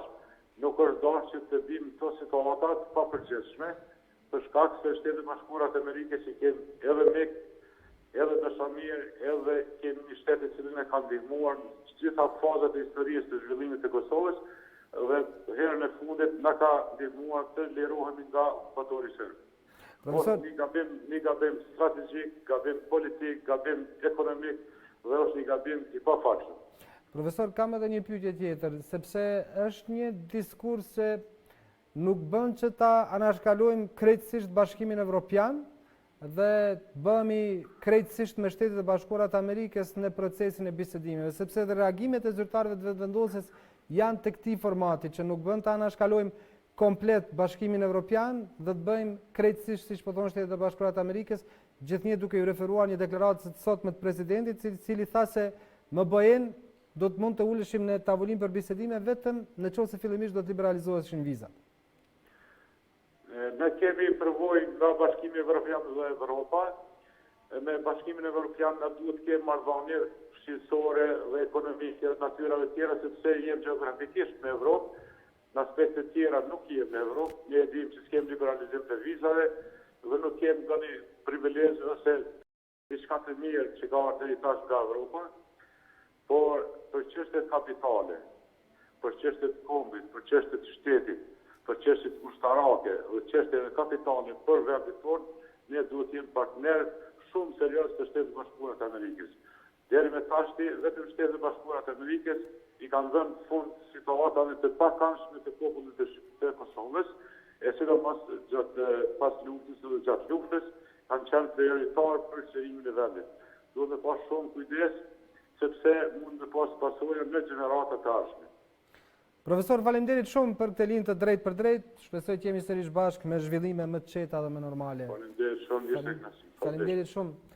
Zoti Grajçevci, si të shohim këtë tash të minutave të fundit që po ndodh, sepse reagimet e zyrtarëve të vendosjes janë në këtë se nuk bën ta anashkalojmë Bashkimin Evropian, por edhe Bashkimi Evropian në Shtetet e Bashkuara të Amerikës, partneritet me të dyjat. Po, pashmangshme do të thotë bashkëpunimi me BE-n, perspektiva e Kosovës do të thotë është ndërlidhur me procesin e integrimeve evropiane, procesin e liberalizimit të vizave, por ajo çfarë ka ndodhur do të thotë në procesin e dialogut në Bruksel që nga viti 2011 deri më sot, ka dëshmuar do të thotë se BE-ja është një akter i pa unifikuar i marrëdhënieve ndërkombëtare dhe si i tillë do të thotë nuk ka arritur që ta finalizoj këtë proces, cilin tashmë e ka filluar gati që një dekadë. Sepse kur të flasim për Bashkimin Evropian, nuk e dim do të thotë se apo flasim për BE-n me 27 shtete anëtare, 5 prej tyre janë mosnjose, apo flasim për Bashkimin Evropian me Britaninë e Madhe aty, apo pa Britaninë e Madhe. Pra, është goxha komplekse raporti i Kosovës me Evropën, sepse kemi do të thotë brenda BE-s shtete të cilat janë kategorikisht kundër çdo procesi integrues për Kosovën. Bile kanë qëndrime edhe më të ashpra se sa vetë Serbia në disa raste do të thotë sa i përket. Po flasim për pesën mosnjose, sidomos Kiproja dhe Spanja kanë qëndrime kategorike kundër Kosovës. Kështu që është e saktë ajo që e ardhmja e Kosovës, vetë gjeografia do të thotë na është e ndërlidhur me atë se ne do të jemi pjesë e Evropës në një të ardhme afatgjate. Sigurisht, por ajo që duhet vihet më pa është se momentumi i cili është krijuar nga SBA-t është një momentum që ofron një zgjidhje përfundimtare sa i përket raporteve Kosovë-Serbi. Dhe unë mendoj se prioriteti, gjitha prioriteteve institucioneve të Kosovës është zgjidhja e relacioneve të Kosovës me Serbinë. Dhe nëse një gjë e tillë mund të arrihet të bëhet gjatë këtij viti, ajo do të ishte do të thotë një nga hapësirat të cilat do të mund të krijoheshin Kosovës për proceset e tjera që ndërlidhen me zhvillimin ekonomik. Pastaj ato t'ja falte vetës shtëpia e bardhë, në këtë rast administrata e presidentit Trump, që të mos arrinte këtë për çfarë ka hyrë në këtë lojë, po them kështu. Po unë do të thotë jam në këtë aspekt goxha i bindur se administrata e presidentit Trump përpara se të hynte këtij procesi e ka analizuar goxha në detaje këtë proces dhe normalisht që ata nuk do të hynin në një proces të tillë pa pasur një farë lloj sigurie apo garancie që procesi në fund do të rezultojë në një marrëveshje finale ndërmjet Kosovës dhe Serbisë dhe ky proces do të thotë si i tillë është bërë i njohur edhe nga letrat e presidentit Trump që ju ka dërguar vite më parë presidentit Thaçi dhe presidentit Vučić. Zoti Grajçevci, unë falenderoj shumë për kohën që gjete sot të jesh me ne në këto orë për të pasur dhe për ta analizuar këtë të fundit. Ju lutem, ishte kënaqësi. Faleminderit juve, shikues nderuar, për pak sekonda të kemi mysafirë të tjerë në studio dhe derisa mysafirët e tjerë në studio të vinë, do të lexoj reagimin e ish zëvendëskryeministrit të parë të Republikës së Kosovës, kryetarit të AKR-s zotit Bexhet Pacolli. Dhe e ka nisur këtë reagimin e tij me një lloj metafore goxha interesante, thotë se kur Bubreci po ecte në grurin e mullirit, i cili rrotulloi për shkak të forcës së shtyrjes së ujit, Bubreci mendonte që ishte forca e tij që e polevizte atë. Kështu ai rriti vetbesimin si i fuqishëm, por në fakt ishte vetëm një bubrec. Leadershipi i Kosovës po vepron njëjtë. Mos veproni sikurse Bubreci, sepse rrezikoni vetëm fatin tuaj politik, por fatin e krejt Kosovës. Ndjesinë e Bubrecit e kanë patur shpesh vendet afër nesh, por kanë kaluar keq.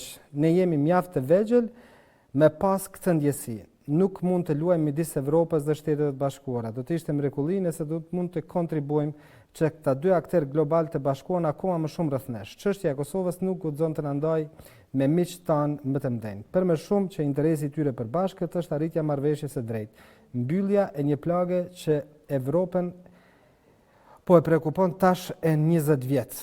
Neve na duhet modesti e jo kokforci, nuk bën në asnjë formë që t'i prishim raportet me Shtetet e Bashkuara të Amerikës.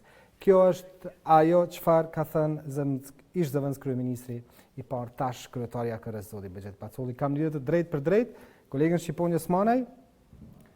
Kështu më thonë nga regjia, përshëndetje Shqipon. Përshëndetje bashkem edhe për ju në studio dhe të gjithë shikuesit tanë. Ne jemi këtu me profesorin universitar dhe njohësin e çështjeve politike në vend, zotrin Milazim Krasniqi, i cili do të na flasë më shumë rreth çështjes së paralajmërimit të SBA-s për sanksionimin e Kosovës, nëse nuk do të hiqet taksa dhe për prezencën ushtarake. Profesor, faleminderit për kohën. Mirëmbrëma Shqipon. Profesor, si vlerësoni të gjitha këto rrjedha të sigurisë nacionale në vend, por edhe të raportit të miqësor me SBA-t aleatët tanë? Mendoj se është njëri nga lajmet më të rënditse që mund të ketë Kosova dhe qytetarët e saj, kjo për mundësinë e sankcionimit të Kosovës ose tërheqjen e trupave, sepse si kundërdihet Kosova këtë vetmit sponsor të vërtet e ka Shtetet e Bashkuara të Amerikës në rrugën e saj edhe të çlirimit edhe të pavarësisë edhe të ekzistencës si shtet, kështu që ata që kanë sjell punën në këtë drejtë që të rrezikohet ky lloj partneriteti strategjik për një mend duhet t'ja vënë gishtin kokës, të mendojnë dyherë se çfarë politikash po zbatojnë. Prandaj unë uroj që në këto orë të kësaj dite të gjendet një zgjidhje dhe të ndalet ky trend i degradimit të marrëdhënieve me Shtetet e Bashkuara të Amerikës dhe faktikisht trend i cili mund ta rrezikojë edhe vetë ekzistencën e shtetit tonë, sepse Kosova as nuk është anëtare e OKB-s, as e BE-s, as e NATO-s, vetëm sponsor real i ka Shtetet e Bashkuara të Amerikës. Profesor, a mund të aludohet në papjekuri politike apo mund të aludohet në kalkulime të tjera? Unë besoj që lëvizja vetëvendosje ka ideologjinë majtiste, e cila krijon një farë perceptimi që Shtetet e Bashkuara janë një farë shteti imperialist, e këso lloj dokrash, pra unë më shumë besoj që është çështje thjesht e tyre ideologjike, në anën tjetër mendoj që është një naivitet politik sepse po përpiqen t'u atestojnë durimin edhe nervat atyre që kanë durim edhe nerva shumë më tepër, siç është presidenti Trump, i cili merr vendime të papritura nga njëherë dhe vendime që duken shokuese, kështu që nuk do duhet vinte puna deri në këtë pikë sa të testohet durimi i tij edhe i administratës amerikane, por kështu kanë këto lëvizjet majtiste. Kanë një dogm, kanë një doktrinë, cilën e ndjekin dhe e ndjekin edhe kur ajo është në kundërshtim me realitetin. Kjo është gjëja që po shohim tash, pra po ndiqet një dogm politike, ideologjike që është në kundërshtim me realitetin. Duke ditur rrethanat, me çfarë mund t'i kushtoj Kosovës kjo? Kosovës mund t'i kushtoj me një konflikt të brendshëm civil, sepse ka forca që duan Amerikën dhe mund të ketë reaksione të kësaj natyre, mund të kushtoj me një dobësim të brendshëm të institucioneve, me ramin e qeverisë, me një riciklim të krizave, mund të kushtoj me inkurajimin e serbëve të veriut që të shpallë një farë secesionit të përkohshëm nëse ka trazira në Kosovë dhe mund t'i kushtoj me faktorizimin edhe më të madh të Serbisë, e cila në këtë rast të krizës Kosovës mund të paraqitet si një lloj faktori për stabilizimin e situatës dhe përfundimisht mund të kushtoj me rritjen e influencës ruse në rajon, sepse Rusia fuqizohet aty ku ka kriza. Dhe nëse Kosova futet në krizë, atëherë vërtet krijohet mundësia e një penetrimi edhe të influencës ruse në Kosovë. Dhe Rusia me shumë të drejtë tani mund ta shfrytëzojë këtë momentum. Unë jam i bindur që kjo edhe është lojë ruse në shumë aspekte. Besoj që Rusia ka pas ndërhyrje edhe siç dihet në Malin e Zi, ka pas ndërhyrje në Maqedoni, është prezente në Serbi, pra kushdo që mendon që Rusia nuk i ka durrë të përzira këtu e ka gabim, por durrët e Rusisë nuk duken, ato shfaqen në momentet krizave, prodhojnë kriza dhe përmes krizave e shkatërrojnë, si më thonë, atë kohezionin e brendshëm, shkatërrojnë demokracinë, krijojnë një farë ideje të konfuzionit, lidhur me aleancat strategjike, është ajo që quhet konfliktet hibride, që është doktrina e famshme Gerasimov, që luftat bëhen jo me mjete luftarake, por me mjete kibernetike, me propagandë, me spinë kështu me radhë, dhe gjitha këto janë duke ndodhur në Kosovë, prandaj nuk shoh që është krejt spontane, besoj që edhe ky konfrontim i fundit me Amerikën është pjesë e një agjende pak më të thellë, ndonse në dukje të parë duket gjasme si një farë konsekuence e politike qeveritare, por përshtypjen e kam që është ma thellë. Profesor, ne pam disa deklarata të partive të ndryshme, qoftë përmes konferencave, qoftë përmes rrjeteve sociale, a do të thotë që ato që kanë qenë në pushtet e njohin pak më mirë diplomacinë, apo e din rrjedhën në aspektit politik duke vënë theksin te qeveria e re që të reflektoj, apo duhet që liderët të unifikohen në këtë pikë? Unë besoj që partitë që kanë qenë shtet ndërtuese, siç është LDK-ja dhe PDK-ja, veç mas këto dyja, kanë kaluar një histori të gjatë të kontakteve diplomatike, të proceseve politike, duke përfshirë Rambujën, procesin e Vjenës, proklamimin e pavarësisë, ashtu që ato e dinë saktësisht fuqinë e partneritetit me Shtetet e Bashkuara, i din lojën politike si luhet. Dërsa vetë vendosja është një parti që për herë të parë ka ardhur në qeveri dhe ka ardhur në qeveri përmes një ideologjie që ka prodhuar më shumë konflikte dhe ka prodhuar më shumë armiq, qoftë edhe imagjinar se sa real. Kështu që ndoshta është edhe mungesë e përvojës, por mungesa e përvojës së saj mandej mund të shfrytëzohet nga armiqtë e pavarësisë Kosovës për ta degraduar edhe ma shumë gjendjen. Në krejt këtë kontekst, një gjë që nuk arrit ta kuptoj, është qëndrimi hipokrit i Lidhjes Demokratike të Kosovës. Zyrtarët e saj thonë ne nuk do të lejojmë prishjen e marrëdhënieve me Shtetet e Bashkuara, ndërsa tashmë zëgjtë e malit e dinë që marrëdhëniet me Shtetet e Bashkuara janë prish në mënyrë të ndjeshme dhe ata duhet marrin një qëndrim. Ose duhet pajtohen me doktrinën e Kurtit për konflikt me Shtetet e Bashkuara, ose duhet të dalin nga qeveria. Ju si njohës i mirë i çështjeve politike, por edhe si profesor universitar, e dini mirë që teoria lojës në diplomaci, në disa raste nëse nuk bëhet hapi konkret, në minutën konkrete mund të kushtoj. Ju i thatë disa nga pikat që mund t'i kushtojnë Kosovës, për cilat do t'jetë ajo pika kyçe që e rrezikon vendin dhe popullatën? Pika kyçe është që Kosova mund të futet në konflikt të brendshëm, serbët e veriut mund të rebelohen, influenca serbe mund të rritet edhe më shumë, në anën tjetër thash mund të futen durt edhe të shërbimeve ruse, po ashtu Bashkimi Evropian dhe veç mas shtetet që nuk na duan, ato që se kanë pranuar Kosovën, mund të intensifikojnë lobimin për tërheqjen e njohjeve. Fjala vjen, siç e dini, çeki bën propagandë fuqishme për tërheqjen e njohjes, dhe në rast se Shtetet e Bashkuara tërhiqen në një mënyrë, atëherë në momentit që bjen presioni amerikan, unë jam i bindur që shumë shtete edhe në Evropë edhe në vende të tjera do të nisnin proceset për heqjen e njohjes ndaj Kosovës. Dhe në atë rast Kosova do të delegitimohej në mënyrë drastike, ashtu që pastaj do të hapeshin dilema lidhur me ekzistencën e saj, atëherë do të futeshin skenarët e mini Schengenit, skenarët të ndarjes Kosovës e kështu me radhë, kështu që gjithë skenarët janë manena pogurzi. Profesor, dhe për fond, ju lutem, si e shihni fokusin dhe rrjedhën e kësaj qeverie aktuale, çka do duhet të ndryshoj që Kosova të mos i prish raportet me Amerikën?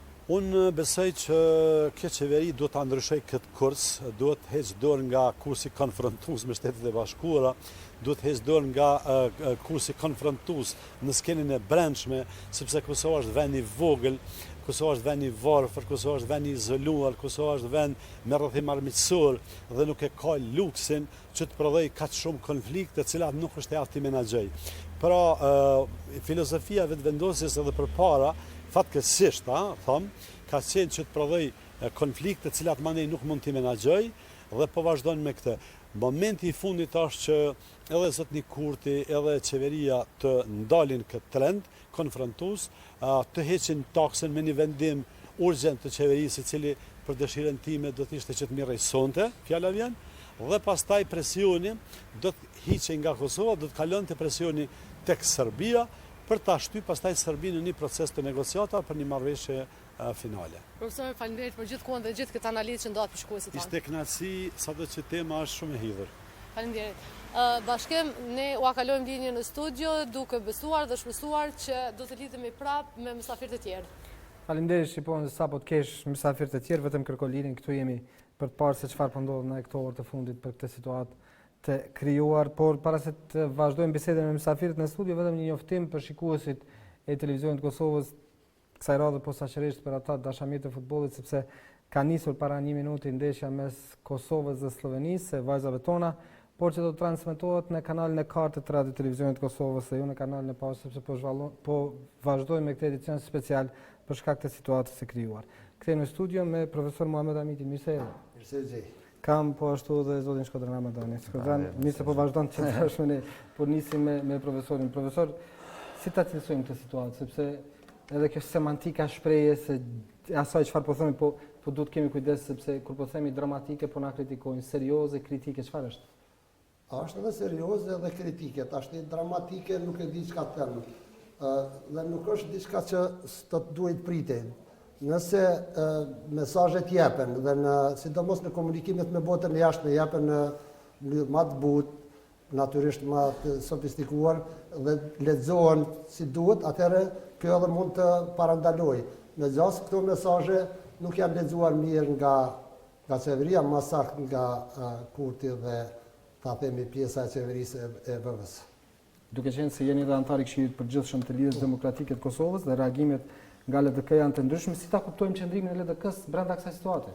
Po, Lidhja Demokratike e Kosovës është partia më e moshme në Kosovë, është parti tradicionale, parti shtetformuese, roli i saj në vitet 90 dihet, roli i saj pas luftës dihet. Tashti, në këtë përbërje të qeverisë, LDK-ja praktikisht në punët e jashtme s'ka rol, fatkeqësisht. Po tashin është kryeministri i BE-s, është pastaj ministri i jashtëm dhe ministri për integrim evropian janë të BE-s. Por Lidhja Demokratike e Kosovës është aty dhe duhet të jetë si siguresë për Kosovën, për vendin, për shtetin, që nuk do të lejohet keqësim i marrëdhënieve as me SHBA-t, as me BE-n, as me miqtë tanë dhe partnerët tanë, të cilët na kanë qëndruar pranë, para, gjatë luftës dhe pas luftës.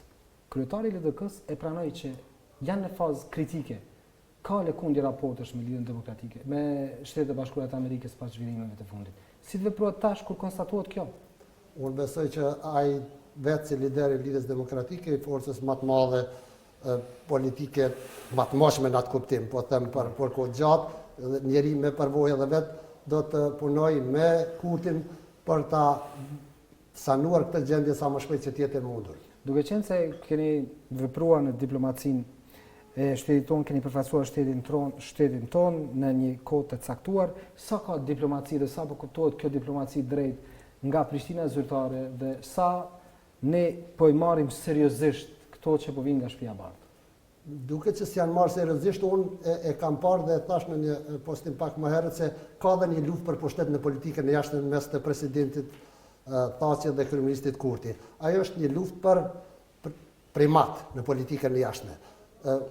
Kur ishin deklaratat e tyre të kohëve të fundit, të ditëve të fundit shihni një preferencë të Thaçit për rolin parësor dhe gati ekskluziv të SHBA-ve në këtë punë dhe në anën tjetër pozicionin e Kurtit dhe të partisë së tij për një rol, ta themi, kryesor të BE-s duket kështu. Ata mund të thonë që se kemi thënë bashkë kështu, po e vërtetë është se Thaçi duke në këtë mes kërkon në rol parësor edhe për vete, ndërsa Kurti kërkon në rol parësor për vete në politikën e jashtme, një rol cilit në një mënyrë në punë të dialogut ja kanë njohur gjykata kushtetuese. Mirë po, të dytë e kanë gabim kur mendojnë se në këtë gardë në mes vete për primat në politikën e jashtme, do të mund të përjashtojnë qoftë BE-n, qoftë SHBA-t.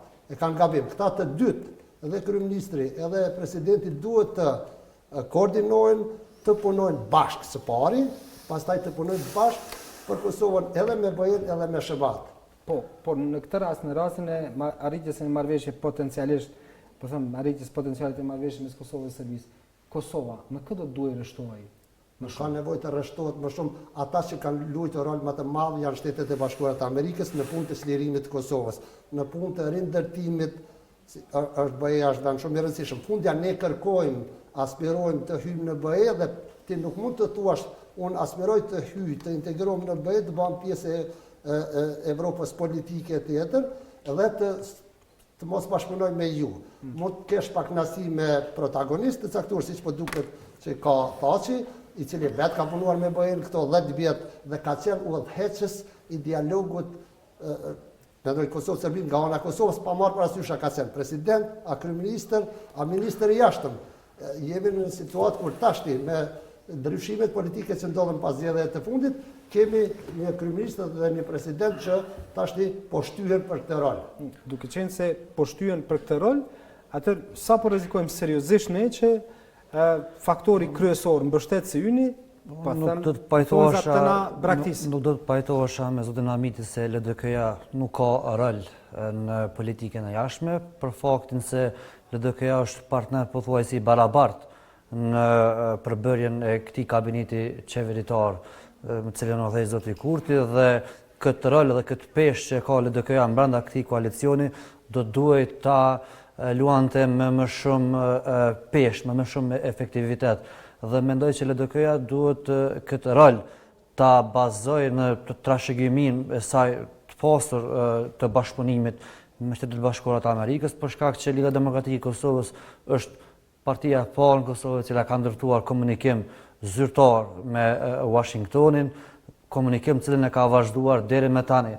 Dhe tani ajo e gjen veten në një pozicion ku partneri i saj qeverisës është duke ngritur pikpyetje rreth marrëdhënies që Kosova duhet ta ketë me Shtetet e Bashkuara të Amerikës. Dhe zoti Hamiti po thotë se tani nuk duhet të zgjedhë mes SBA-s dhe BE-s. Mirë, po unë kam frikën se megjithatë përballemi me një dikotomi të tillë.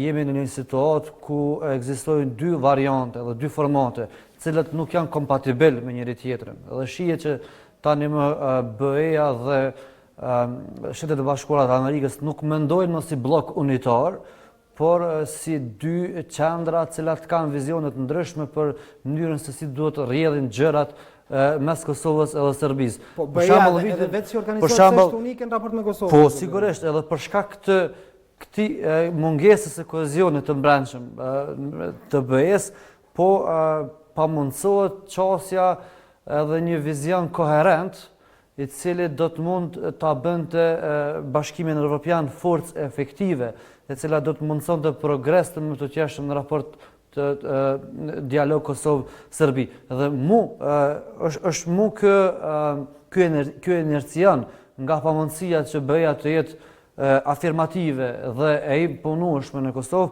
ka hapur shteg dhe ka kriju vakum i cili tash po shfrytëzohet nga Shtetet e Bashkuara të Amerikës. Dhe është normalisht fatkeqësi që në një anë kemi BE-n inerte dhe në anën tjetër një Amerikë më arbitrare se kur më parë. Dhe është pikërisht ky realitet i cili është duke na lënë pa alternativë të tretë. Nuk ka mundësi që sot të bëhet një dialog i cili udhëheqet nga të dy palët. Mund të ketë një dialog i cili udhëheqet nga njëra palë dhe pala tjetër mbështet, por nuk ka një platformë e cila për momentin e lidh Shtetet e Bashkuara të Amerikës me Bashkimin Evropian. Do ta analizojmë pas pak të çështje, po do shkojmë në lidhje të drejtë për drejtë nga qeveria e Kosovës me kolegun Besian Beja për të pa nëse atje ka zhvillime të fundit, nëse ka përfunduar takimi i ministres Hajdari me kryeministin Kurti apo ka zhvillime të tjera. Besian, përshëndetje. Përshëndetje sërish, bashkem këtu nga objekti i qeverisë në sheshet e Prishtinës. Edhe njëherë se nuk dëgjova. Çfarë kemi të re nga qeveria në këto momente? Po në fakt takimi i cili ka nisur ndoshta para orës 16 në mes të ministres së tregtisë Rozeta Hajdari dhe kryeministrit Albin Kurti, mund të themi se ka përfunduar. Por ajo çka ne këtu kemi parë gjatë qëndrimit tonë është që mbrojtja afër të kryeministrit Kurti është larguar me veturën zyrtare, kurse vetë kryeministrin duket se e kanë larguar nga ndonjë dalje dytësore, pra nuk e kemi parë të del nga hyrja kryesore nga hyrje daljet kryesore të objektit të qeverisë. Po ashtu duket se njëjtë kanë vepruar edhe me ministren e tregtisë Rozeta Hajdari, e cila gjithashtu është larguar dhe nuk e kemi parë që ka dalë nga objekti, por e kemi parë vetëm veturën të cilën kryeministri Kurti e përdor gjatë orarit, jo gjatë orarit të punës. Ai veturën zyrtare ka këtu në oborren e qeverisë dhe është larguar me veturën të cilën e përdor kur e përfundon orarin e punës. Hyrje daljet me objektin e qeverisë kanë qenë shumë të shpeshta. Këshilltar të kryeministrit Erzem Vraniqi, Elvis Hoxha, zëvendësministri i brendshëm Gjelat Svesla kanë hyrë dhe kanë dalur shumë shpesh nga ky objekt, por që asnjëri prej tyre nuk është shprehur i gatshëm të flas para mediave në lidhje me situatën aktuale politike. Më herët pra gjatë kohës që e kemi qëndruar këtu dhe kemi thënë edhe në lidhjet e tona tjera, kryeministri Kurti ka zhvilluar një takim edhe me ambasadorin amerikan Philip Kosnet, por edhe me komandantin e FSK-s Raman Rama, edhe pse nuk është konfirmuar zyrtarisht, tema e shqyrtimit në takimin mes Kurtit dhe Ramës ka qenë pra paralajmërimet për tërheqjen e forcave amerikane nga Kosova. Për momentin duket se këtu nuk do të ketë zhvillime tjera, pasi kryeministri Kurti ka udhëtuar për në Podujev, ku e ka pasur të konfirmuar pjesëmarrjen në një tubim zgjedhor ku po dalon kandidati vetëvendosjes Shpejtim Bulliqi. Ne dihet që atje i kemi ekipet tona dhe besoj që ata do të provojnë të marrin një përgjigje nga kryeministri në lidhje me gjithë këtë situatë. Mirë, faleminderit Besjan, faleminderit shumë që jeni në këtë kohë në lidhje të drejtë për drejtë nga qeveria e Kosovës për të parë zhvillimet e fundit. Nëse do të ketë zhvillimet e tjera, sigurisht që do të jemi bashkë. Ndërkohë kemi një reagim të rreth 9 minuta më parë të zëdhënësit të vetëvendosjes zotit Alin Mandxhuka, i cili thotë: gjithë ky spin për heqje takse, askush s'po pyet pse gjithë ky siklet për taksën pa reciprocitet. Askush s'po pyet çka tutje pas takses, kujt po i ngutet, kujt po i prishën planet, kujt pazaret.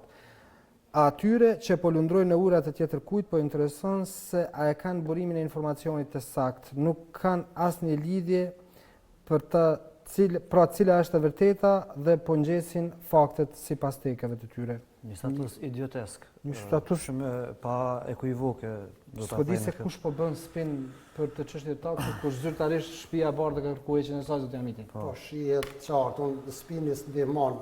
Unë e di që spini ka kohë që është pjesë e makinerisë dhe të luftës politike, ka 20 e sa vjet prej Britanisë atje, po me spin bëhet diçka, po jo gjithçka. Faktet janë aty, shihet me sy, reagimet e tjera. Fundja si thash, mesazhet kanë ardhur dhe ky vendi ynë mund të ketë edhe shoqënia jonë demokratike mund të ketë mangësitë e veta dhe i ka, po kemi një pluralizëm medial. Fundja është ndëgjuar çka kanë thënë secili, janë parë edhe qëndrimet e partive politike, janë parë edhe qëndrimet e tyre edhe para zgjedhjeve para 6 muajsh sa ishin, edhe para formimit të qeverisë edhe pasaj. Taksa duhet të hiqet dhe çka do të bëhet pasaj? Të afirmohet qëndrimi i Kosovës se statusi i Kosovës është negociuar një herë dhe s'negociohet më për të, është pavarësi, sovraniteti i saj nuk rinegociohet, nuk rinegociohen kufijtë e saj. Me këtë qëndrim mund të flasësh edhe me SHBA-t, asnjë problem, jam shumë i sigurt, edhe me vejnë, ti mban qëndrimin tënd si Kosovë, edhe s'ka problem, edhe pa taks, edhe me taks, ky është qëndrimi që duhet marrë. Çfarë droje ka kushdo që flet në emër të Kosovës të mbaj këtë qëndrim, që statusi i Kosovës është zgjidhur dhe ne presim njohje të ndërsjell me Serbinë në kufijtë aktual. Ky është qëndrimi, mendoj, i Lidhjes Demokratike, ky ka qenë besoj edhe qëndrimi i partnerit koalicion LV-s. Tashti me këtë bazë hyet dialog. Çka kanë lidhje spinat në këtë situatë? Spinat kanë lidhje në këtë situatë sepse ky postim është pjesë e një diskursi më qëndrueshëm të lëvizjes së vendosjes që është munduar që dialogun nga Shtetet e Bashkuara të Amerikës ta minoj dhe ta delegitimoj duke targetuar emra të caktuar përfaqësuesve të Shtetet e Bashkuara të Amerikës. Për shembull, duke quajtur Richard Grenell si kontrovers, duke cituar mediume atje që akuzojnë për korrupsion ose tjetër. Pra janë duke munduar që përmes emrave të veçantë ta neutralizojnë dhe ta minojnë një politikë strukturore e cila gjenezën edhe qendrën e vetë të vendimarrjes e ka në shtëpinë e bardhë. Pra janë duke ka për problemin për bishti në mënyrë që ta delegitimojnë komplet kokën e cila është tash duke e inxhenieruar dialogun Kosovë-Serbi. Njëjtën janë duke bërë edhe me presidentin Thaçi, për shkak që ata dy janë duke shfrytzuar reputacionin e ulët të presidentit Thaçi në Kosovë në mënyrë që ta paraqesin situatën këndse SHBA-t janë në presion të Thaçit e jo Hashim Thaçi në presionin e SHBA-ve. Pra ka një propagandë, një diskurs, një ligjërim i cili ka për qëllim të minojë dialogun. Dhe pyetja shumë e thjeshtë, nëse këta pyesin çka pas taksës, atëherë çka pasi të prishin në raportet me Shtetet e Bashkuara të Amerikës. Kjo pyetje është shumë... Nuk është që si kemi pyetur edhe pse po hiqet taksa s'po vendoset drejt presidentit, është shumë e rëndësishme për shkak që një Kosovë pa taksë mund të imagjinohet, sepse shihet qartë që SBA po thonë se pas taksës pason dialogu. Edhe gjatë dialogut propozohen marrëveshje, dokumente, të cilat nëse neve nuk na pëlqejnë mund t'i refuzojmë, siç tha edhe zoti Hamiti, brenda konditave të caktuar, brenda këtyre kufive, brenda kësaj kushtetuese. Mirë, po çka nëse prishen raportet deri në atë mos sa hapen horizonte këtë tjera me pasojat pa parashikueshme për Republikën e Kosovës, dhe për cilat Kosova nuk ka kapacitet ta përballojë e vetme dhe t'i bëj ballë këtyre konsekuencave. Do shkojmë jetë drejt për drejt me kolegun ton Barit Cani, që është redaktor në Deutsche Welle, një qendër mjaft të rëndësishme, më të rëndësishme të Evropës, në Gjermani me Berlinin. Atje do të flasim me të se si po shihet gjithë kjo situatë e krijuar në Kosovë, si ky diskurs, këto paralajmërime serioze që po cilësohen të Shtetet e Bashkuara të Amerikës, tash jemi me Evropën apo me Amerikën? Bari, përshëndetje. Përshëndetje, bashkë.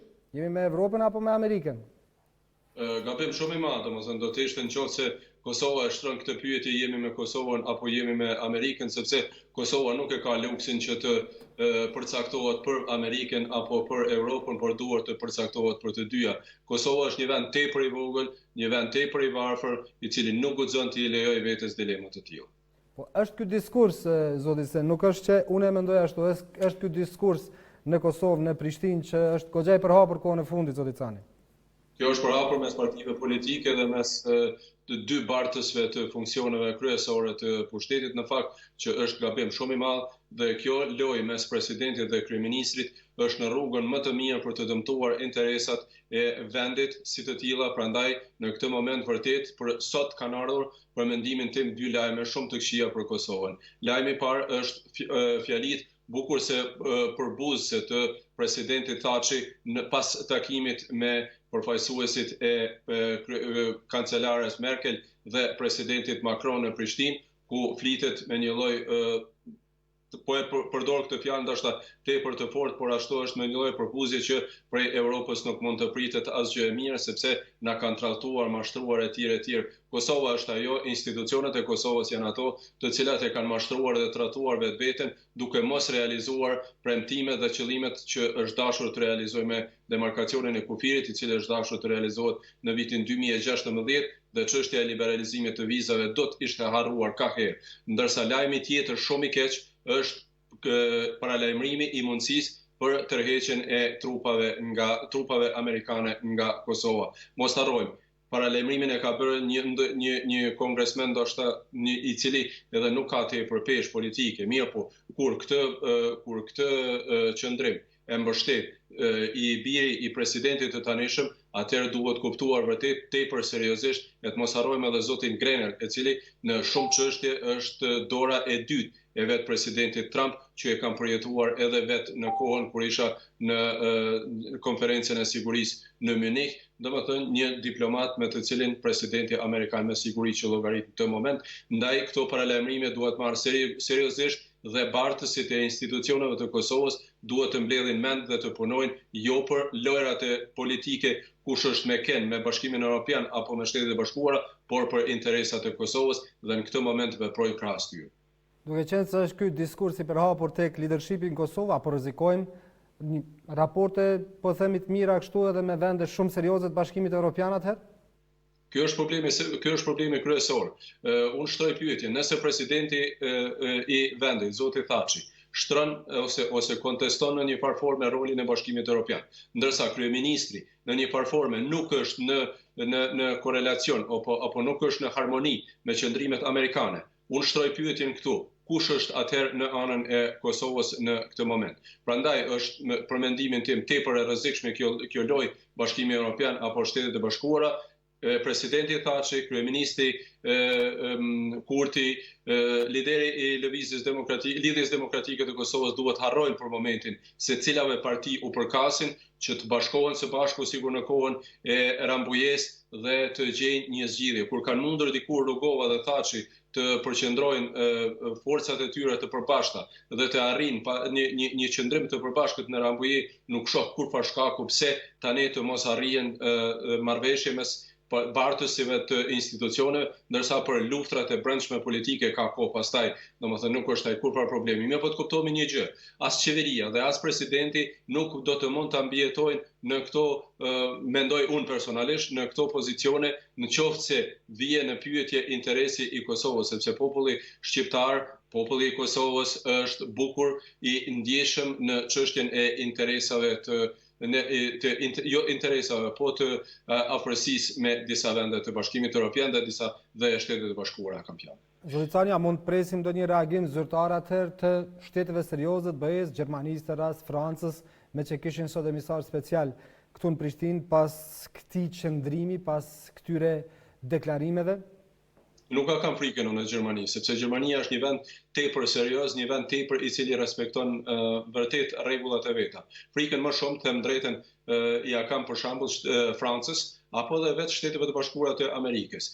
Ne po flasim për një administratë në Shtetet e Bashkuara të Amerikës ku president është zoti Trump, i cili edhe nuk e mat gjithmonë tepër, domethënë anën institucionale se si duhet të funksionojë apo si jo. Ne e dim shumë mirë se çfarë ka ndodhur në 4 vitet e fundit dhe si ka vepruar presidenti Amerikan Trump në raste të ndryshme. Presidenti Amerikan Trump është një prej atyre, më falë për shprehjen, po pak si inatçor dhe mund të ndodhë që në një moment caktuar ta thotë ndoshta një fjalë që nuk i pëlqen askujt pastaj në Kosovë, as presidentit, as kryeministit dhe as zotit Isa Mustafa, si tre bartësit kryesor të institucioneve po flas në këtë moment. Sa i përket Gjermanisë, Gjermania me siguri që nuk do të ndërmarrë ndonjë hap të përshpejtuar, mirë po nuk jam i sigurt që hapat e përshpejtuar nuk pritet nga vende tjera, sepse presidenti i Francës Macron gjendet para zgjedhjeve në Francë, pastaj presidenti amerikan gjendet para zgjedhjeve ndoshta edhe vendimtare për fatin e tij, sepse zoti Biden, nëse ai do të jetë kandidati i demokratëve, është një kandidat tepër serioz në zgjedhje, prandaj edhe them drejtën, unë nuk pres ndonjë përqendrim tepër të madh të vëmendjes së administratës amerikane në Kosovë, e tërheqja eventuale e trupave. Të kuptohemi shumë mirë, në Shtetet e Bashkuara konsiderohet si plus nëse trupat amerikane tërhiqen nga një zonë ku edhe mund të psojnë eventualisht. Prandaj duhet pasur shumë kujdes në këtë moment që Kosova të mos lëshoj trenin e prosperitetit dhe të mos futet në konflikt me të dyja, pra edhe me Bashkimin Evropian dhe me Shtetet e Bashkuara, sepse Kosovës nuk i mbetet asnjë aleat tjetër. Në një farforme, emisarët e zonjës Merkel dhe presidentit Macron e thanë që kanë ardhur me porosi specifike dhe qartë të veçantë për leadershipin në Kosovë, sepse këtu nuk u bë publike ende. Mbase atje ke arritur ta kuptosh, cili ka qenë ky mesazh? Këtu tha që u kërkua të hiqet taksa siç kërkon SBA-ja, edhe këta dy emisar. Është kjo, zoti Cani? Natyrisht që nuk bëhet publike, sepse ata janë dy persona të cilat përçojnë mesazhet e të tjerëve dhe nuk i publikojnë mesazhet e presidentit dhe të kancelares. Kemi të bëjmë me dy vende tepër serioze të cilat i respektojnë rregullat e demokracisë. Nuk kemi të bëjmë me vende ku secili zëvendësministër apo secili këshilltar del dhe e thot mendimin e vet politik dhe publik për Shtetet e Bashkuara të Amerikës, që është tërësisht e papranueshme ajo çka po lexojnë nëpër Facebook dhe nëpër rrjetet sociale. Pra, mesazhi kryesor është taksa duhet të hiqet, kjo është kërkesa amerikane, palat duhet të kthehen në tavolinën e bisedimeve. Kosova gjithmonë ka mundësinë që ta pezullojë taksën dhe atë menjëherë dhe në qoftë se ta jap një afat caktuar dhe në qoftë se nuk realizohet ajo të kthehet prap taksa. Të kuptohemi shumë mirë, taksa i ka sill ndoshta gjëra të mira Kosovës në një periudhë të caktuar kur është stopuar ndarja e Kosovës, siç është thënë. Mirë po, në këtë moment definitivisht është ndruar në një pengesë tepër të madhe në raportet mes Kosovës dhe Shtetit e Bashkuara dhe Kosovës dhe Bashkimit Evropian. Gjermania dhe Franca e luajnë këtu një rol tepër të rëndësishëm. Prandaj e them edhe një herë, domethënë, për taksën duhet të gjetur një zgjidhje urgjente. Ndryshe, kryeministri Kurti do të përballet shumë shpejt edhe me probleme tepër serioze edhe në koalicionin qeverisës e tek e fundit shiko. Koalicionet qeverisë, qeveritë në Kosovë e tjera janë të parëndësishme karshi interesave të Kosovës si shtet dhe interesave të popullit të Kosovës. Zoti Cani, faleminderit shumë për këtë lidhje të drejtë për drejtë nga Berlini. Faleminderit. Kthehemi në studio dhe duhet lexoj reagimin e pak minutave më përpara të presidentit Thaçit bën në Twitter, thot liderët e partive politike që i takova kanë treguar kuraj dhe vizion për të ndërtuar një konsenzus për dialogun dhe marrëveshjen finale me Serbinë në ndërmjetësimin e Richard Grenell dhe leadershipit të Donald Trumpit. Humbja e këtij shansi dhe rrezikimi i raporteve me SBA-n do të ishte një gabim i pafalshëm për Kosovën. Ky është reagimi pak më herët i presidentit të vendit, ndërkohë është reagimi minutat fundit i ministres së drejtësisë që vjen nga lëvizja vetëvendosje e zonës Albulena Haxhiu. Dialogun e pabarabartë në Bruksel ku normalizuan Serbinë dhe i përmirësuan imazhin e ka filluar pikërisht Hashim Thaçi. Tash Thaçi ja ka hapur derën Vučićit edhe në shtëpinë e bardhë, edhe në shkëmbimin e territoreve, edhe Zajednicën i ka sjellë në tryezë Thaçi, siç u mor vesh edhe nga marrëveshja sekrete që lidhi në vitin 2013. Këto janë dy reagimet e fundit, por dy të kërkojmë që po. Sekrete s'ka pas në vitin 2013. Po referon asaj të natës. Pas, ai s'ishte sekrete e para s'është marrëveshje, e dyta s'ka qenë sekrete, ka qenë fakti ditën për këtë do që ka qenë mesatarisht informuar për zhvillimet në Kosovë për vite.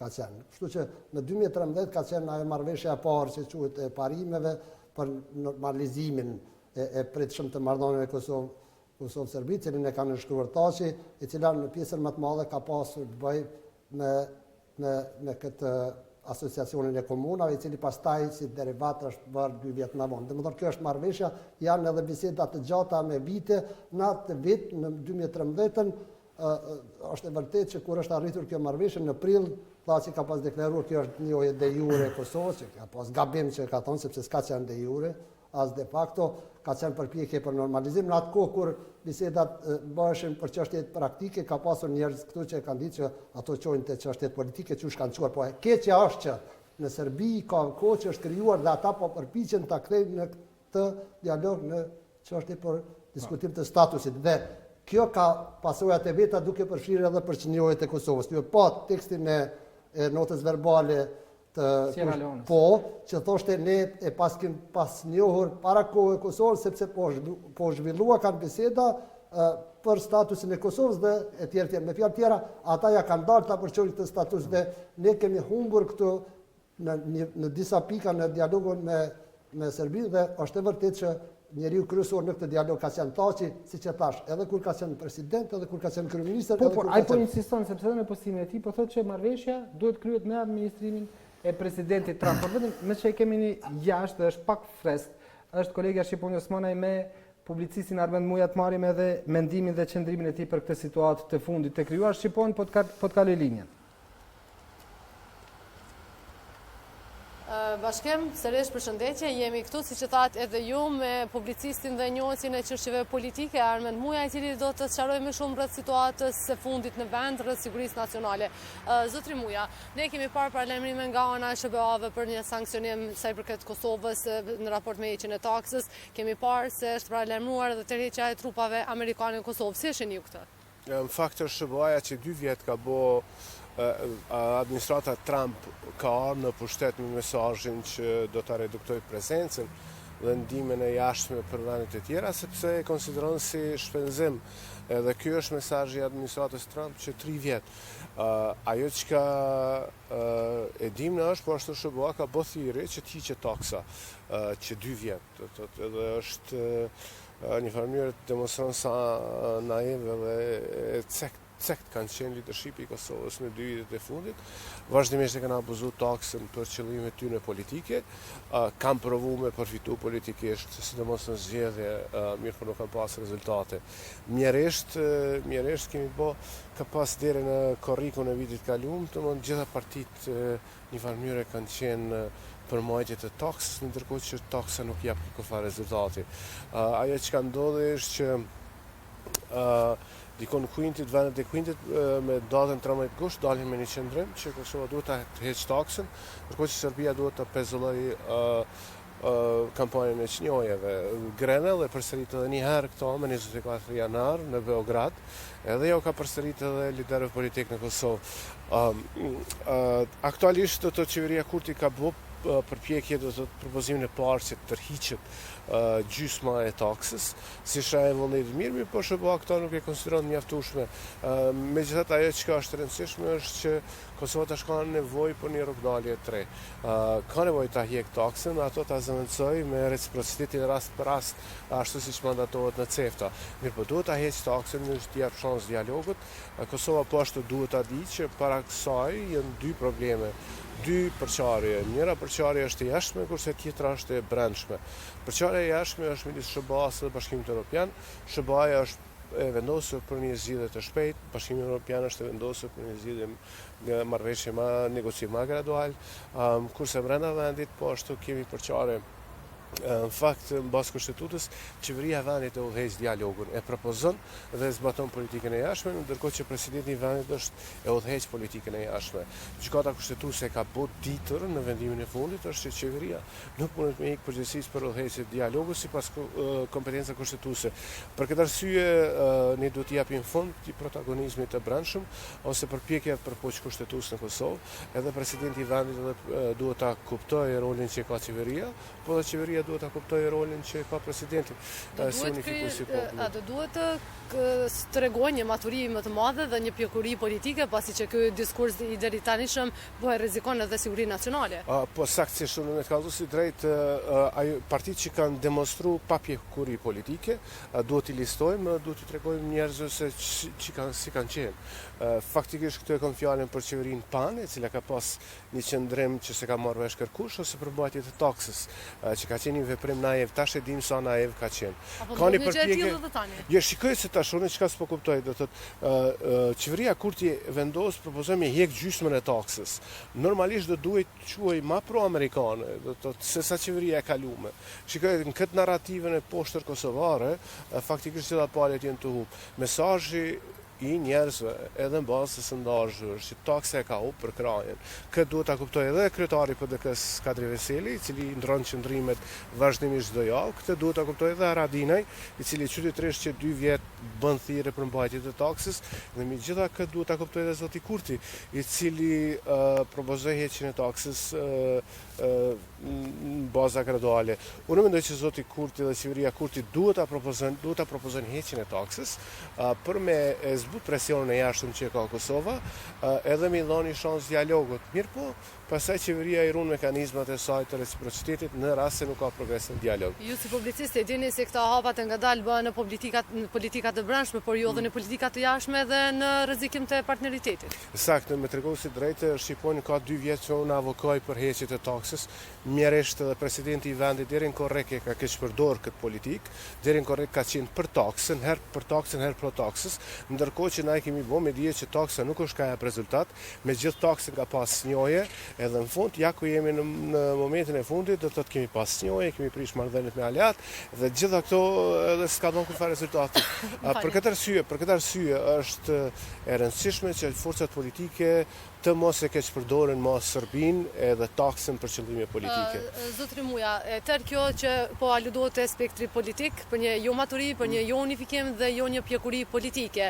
Po çka do duhet që Evropa dhe Amerika konkretisht në këtë rast të bëjë që të reflektojë karshi Serbisë, sepse ne po e shohim një përparësi në raport me Kosovën të Serbisë në këtë aspekt. Në fakt, shqipojnë ndërmend Kuinti dhe SBA-ja, politika zyrtare, aty ne ka qenë që Kosova duhet ta heqë taksën, po Serbia duhet ta pezullojë kampanjën e njohjeve. Këto e ka thonë edhe Palmer me 9 nëntor. Shikoj, me 13 gusht, Palmer me 9 nëntor, Grenell me 24 janar. Kjo është politika e vendit Kuintit dhe SBA-t. Mirë, po për shkak të përpjekjeve ndërmjet rendit vjetër dhe rendit ri, domethënë betejës, atë pozicioni Kosovës është përqa, edhe për pasojë ja tash në fund kemi anë në një moment ku kërkohet vetëm hiqje taksën, sepse është vetë një abuzim i vazhdueshëm me këtë. Unë mendoj që forcat politike, sidomos qeveria Kurti që ka përgjegjësinë, duhet ta merr hapin kurajës në vazhdimsi të propozimit të tyre dhe ta hiq taksën, edhe të jap shans dialogut dhe pastaj ta shohim në rast se SBA e ka përkushtimin e njëjtë ndaj Serbisë të përndaljet e kampanjës së çnjohjes.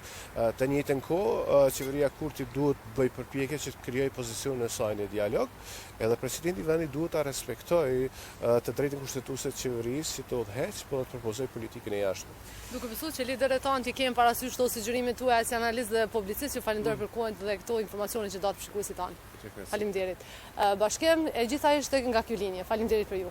Faleminderit Shqipon, kthehemi në studio, pra dëgjuam edhe zotin Armend Muja se çfarë tha për situatën e krijuar, kërkon që të hiqet taksa, ndërkohë Berat Buzhala, po lexoj një postim të fundit, ka krijuar një sondazh në Facebook për të votuar për heqjen ose jo taksës, dhe ai bën thirrje që të hiqet taksa dhe ka nisur këtë në rrjetin social Facebook për gjithë ata që dëshirojnë që të votojnë një aktivist i jashtëzakonshëm në zoti Buzhala, dhe njeriu që dorën zemër me median e tij e ka dhënë informacione të para për gjithë këtë situatë krijuar. Do të komentoj edhe një herë deklaratën e Bariconit që është në Berlin dhe që bëri thirrje që Kosova duhet të trajtojë barabartësisht BE-n edhe Shtetet e Bashkuara të Amerikës dhe që të ketë një qasje inkluzive, e cila i pajton dy vizione tani me të ndryshme dhe dy qendra cilat tani operojnë me shpejtësi të ndryshme. Dhe cilat shpejtësi tash nuk mund të pajtohen. Edhe duhet ta kemi të qartë që Kosova nuk mund të trajtoj në mënyrë barabartë BE-n edhe Shtetet e Bashkuara të Amerikës, për shkak që vetë është BE ajo e cila nuk më na trajton barabartësisht ne dhe Serbinë. Për shkak që tash Bashkimi Evropian politikën e jashtme ka besuar Josep Borrellit, që vjen nga një shtet i cili nuk e njeh Republikën e Kosovës dhe i cili para pak muajsh në Beograd tha që Spanja kundërshton kategorikisht shpalljen e pavarësisë së Kosovës për shkak që ka qenë akt i një anshëm dhe përderisa është i një anshëm, ajo është ilegal. Kjo është shqetësuese për shkak që tani Bashkimi Evropian vlen nga mospajtimet e brendshme dhe si asnjëherë më parë janë duke ndikuar politikat nacionale të shteteve anëtare, edhe nuk ka një rreshtim të gjithë anëtarëve për një vizion të përbashkët rreth Kosovës. E dyta është edhe Miroslav Lajçak, i cili gjithashtu vjen nga një vend i cili nuk e njeh Republikën e Kosovës dhe i cili po ashtu në fund ditës do të jep llogari tek shteti i tij më shumë se sa tek institucionet e Bashkimit Evropian. Siç e dim, para pak vitesh Miroslav Lajçak braktisi misionin e tij si përfaqësues në Bosnjë, duke thënë se kryeministri i Slovakisë i ka bërë atij një ofertë cilën ai nuk mund ta refuzoj. Pra Bashkimi Evropian ka angazhuar dy njerëz cilët vinë nga dy shtete të cilat refuzojnë në mënyrë kategorike njojën e Kosovës. Dhe për shkak që ata nuk na trajtojnë në mënyrë barabartë, ata nuk janë të paanshëm. Pra janë të anshëm dhe llogarisin që Kosova është pala e cila e ka gabim qëndrimin e saj për njohje. Dhe të cilat kërkojnë që pavarësia e Kosovës ka vlerë vetëm kur njihet nga Serbia. Ndërkohë që Shtetet e Bashkuara të Amerikës nuk kanë një qëndrim të tillë. Shtetet e Bashkuara të Amerikës janë përkrasit më të mëdhej të pavarësisë së Republikës Kosovës dhe të kërkesave saj dhe përpjekjeve për afirmim të shtetësisë të mëtejme të Kosovës. Prandaj, Bariconi dhe bashkëmendimtarët e tij duke folur për skenare ideale ku BE-ja dhe Shtetet e Bashkuara të Amerikës janë në frekuenca të njëjta, megjithatë realiteti neve na flet për një situatë këtë tjetër ku nuk ka përputhje kaq të mirë. Që s'ka përputhje është e qartë, sepse edhe propozimi i kryeministit Kurti për heqje të taksës në mënyrë të pjesshme apo të përshkallëzuar u përshëndet nga disa vende të fuqishme të Bashkimit Evropian, por jo nga Shtetet e Bashkuara të Amerikës. Normal janë dy gjëra krejtësisht të kundërta, BE-ja dhe Shtetet e Bashkuara të Amerikës, por kjo ka mundur që ta vë, si të them, s'po them ndaj thitje, po ta vë mes dy mendimesh edhe Prishtinën zyrtare. Nuk e besoj se duhet ta vënë në dy mendime, duhet ta gjykoj vetë se çka është më e mira për veten. Më e mira është që të heqet diçka që shihet si pengesë për përparim të Kosovës dhe sidomos diçka që potencialisht bëhet objekt për sanksione. Këto për cilat po flasim ne, pezullimi i ndihmave në kuadër të projektit atje, edhe eventualisht tërheqja e trupave, këto janë sanksione të rënda. Kështu që nuk ke nevojë me rënë këto dilemash. Unë kur fola për nevojë që Kosova të punojë me të dyja palët dhe në asnjë mënyrë nuk i thash se kjo apo tjetra do të ketë përparësi. Do të punojmë me të dyja palët, s'kemi nevojë të huajsojmë askë. E vërteta është që BE-ja sot është më keq edhe për faktin se ka dalë Britania nga BE-ja. Britania ka qenë vendi. Unë kam qenë vetë ambasador i Kosovës në Britani të Madhe 4 vjet edhe di edhe prej asaj kohë edhe më vonë që Britania ka luajtur rolin prijes brenda BE-s në projektet, në proceset për pavarësimin e Kosovës dhe pas pavarësisë Kosovës. Tashti me Britaninë jashtë, edhe pozicioni i BE-s është më i dobët, edhe prandaj ne duhet punojmë edhe me Britaninë e Madhe që është tashti jashtë BE-s, sepse është vend i rëndësishëm, aleat i madh edhe i Shteteve të Bashkuara të Amerikës, edhe një vend që ka thënë se do të vazhdoj të punoj për Kosovën, është vend që është në Këshillin e Sigurimit. Do të thonë ne kemi nevojë së pari të afirmojmë shtetësinë tonë duke forcuar sovranitetin e brendshëm të vendit tonë, duke forcuar edhe sovranitetin e jashtëm gradualisht dhe në këtë, ta them, në këtë rrugë për njohje të plotë të Kosovës dhe integrim kërkojmë ndihmën e të gjithëve, natyrisht mas shumtit të atyre që janë të gatshëm dhe kanë potencialin për ta ofruar. Kështu që është rasti, unë e di pse e theksova pak më herët në bisedë këtë lloj power struggle në mes të presidentit dhe kryeministit.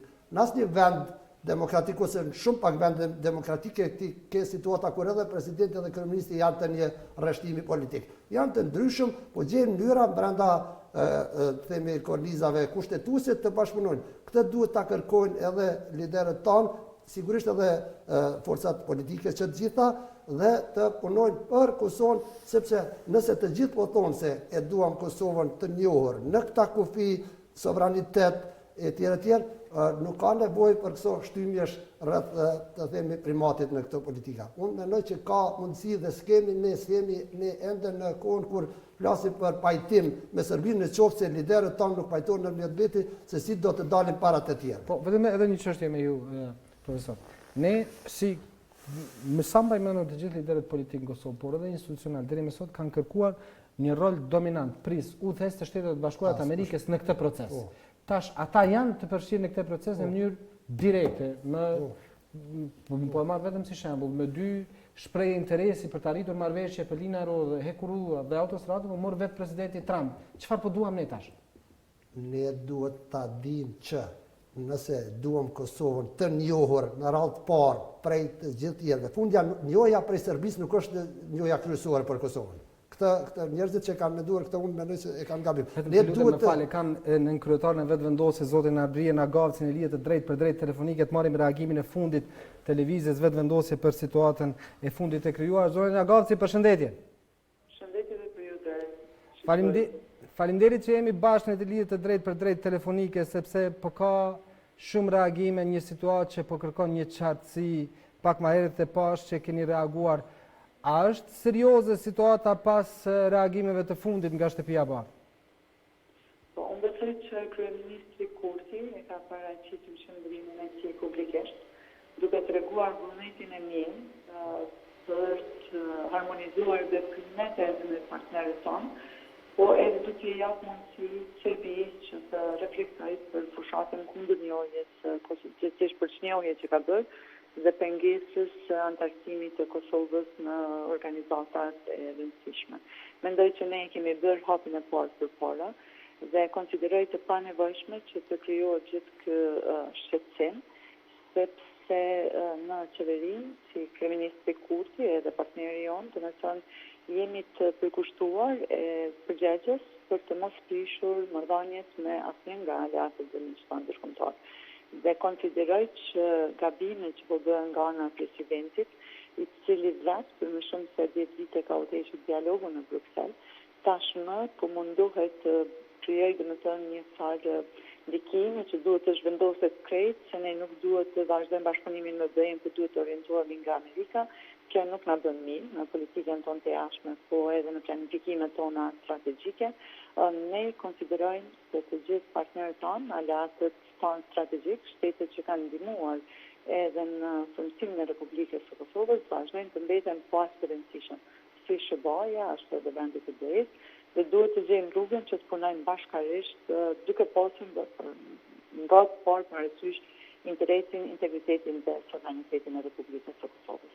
Zonja Lagavci, ju po e fajsoni tash presidentin për situatën e krijuar, por unë po ju pyes, nëse është serioze për ju si qeveri, paralajmërimi i fundit i zyrtarëve të lartë të shtëpisë së bardhë, paralajmërim që u përhap edhe nga i biri presidentit, nga këshilltari për siguri kombëtare, nga zoti Grenell si i deleguar speciali i presidentit Trump për bisedimet me Kosovës dhe Serbisë, tërheqja e trupave ushtarake amerikane nga Kosova. Unë besoj që gjithë investimi, bashkëpunimi më shumë se 2 dekada tashmë me Shtetet e Bashkuara të Amerikës dhe partnerët tjerë, është një vullnet dhe interesi përbashkët të pasur raporte të mira edhe miqësi. Mendoj se nuk duhet të kemi gjithë këtë fokus e energji edhe duke krijuar huti e panik në secilin reagim.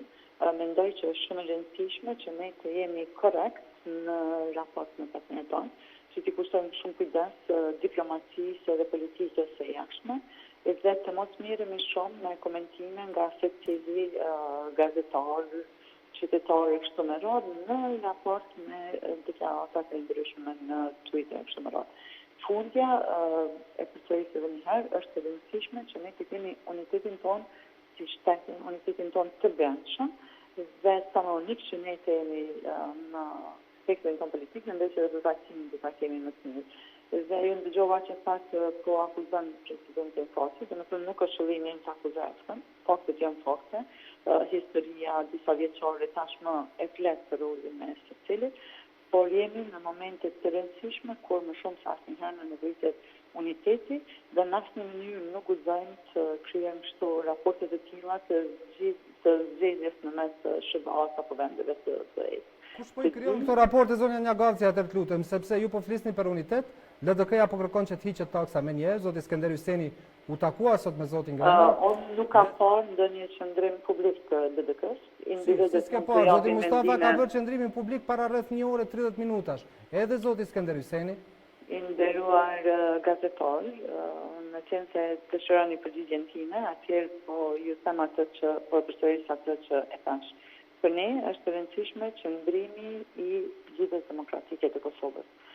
Individët mund të kenë qëndrime të ndryshme, edhe unë tani mund të kem një qëndrime të cilin jo të gjithë në lëvizje pajtohen, por unë besoj që në qeveri, bashkëkontori, pra vetëvendosja dhe LDK-ja, do gjejnë rrugën e përbashkët. Dhe në anën tjetër, kur kemi deklarata publike të LDK-s, apo qëndrime më mirë të thëmë të LDK-s, atëherë mund të referohemi si të tilla.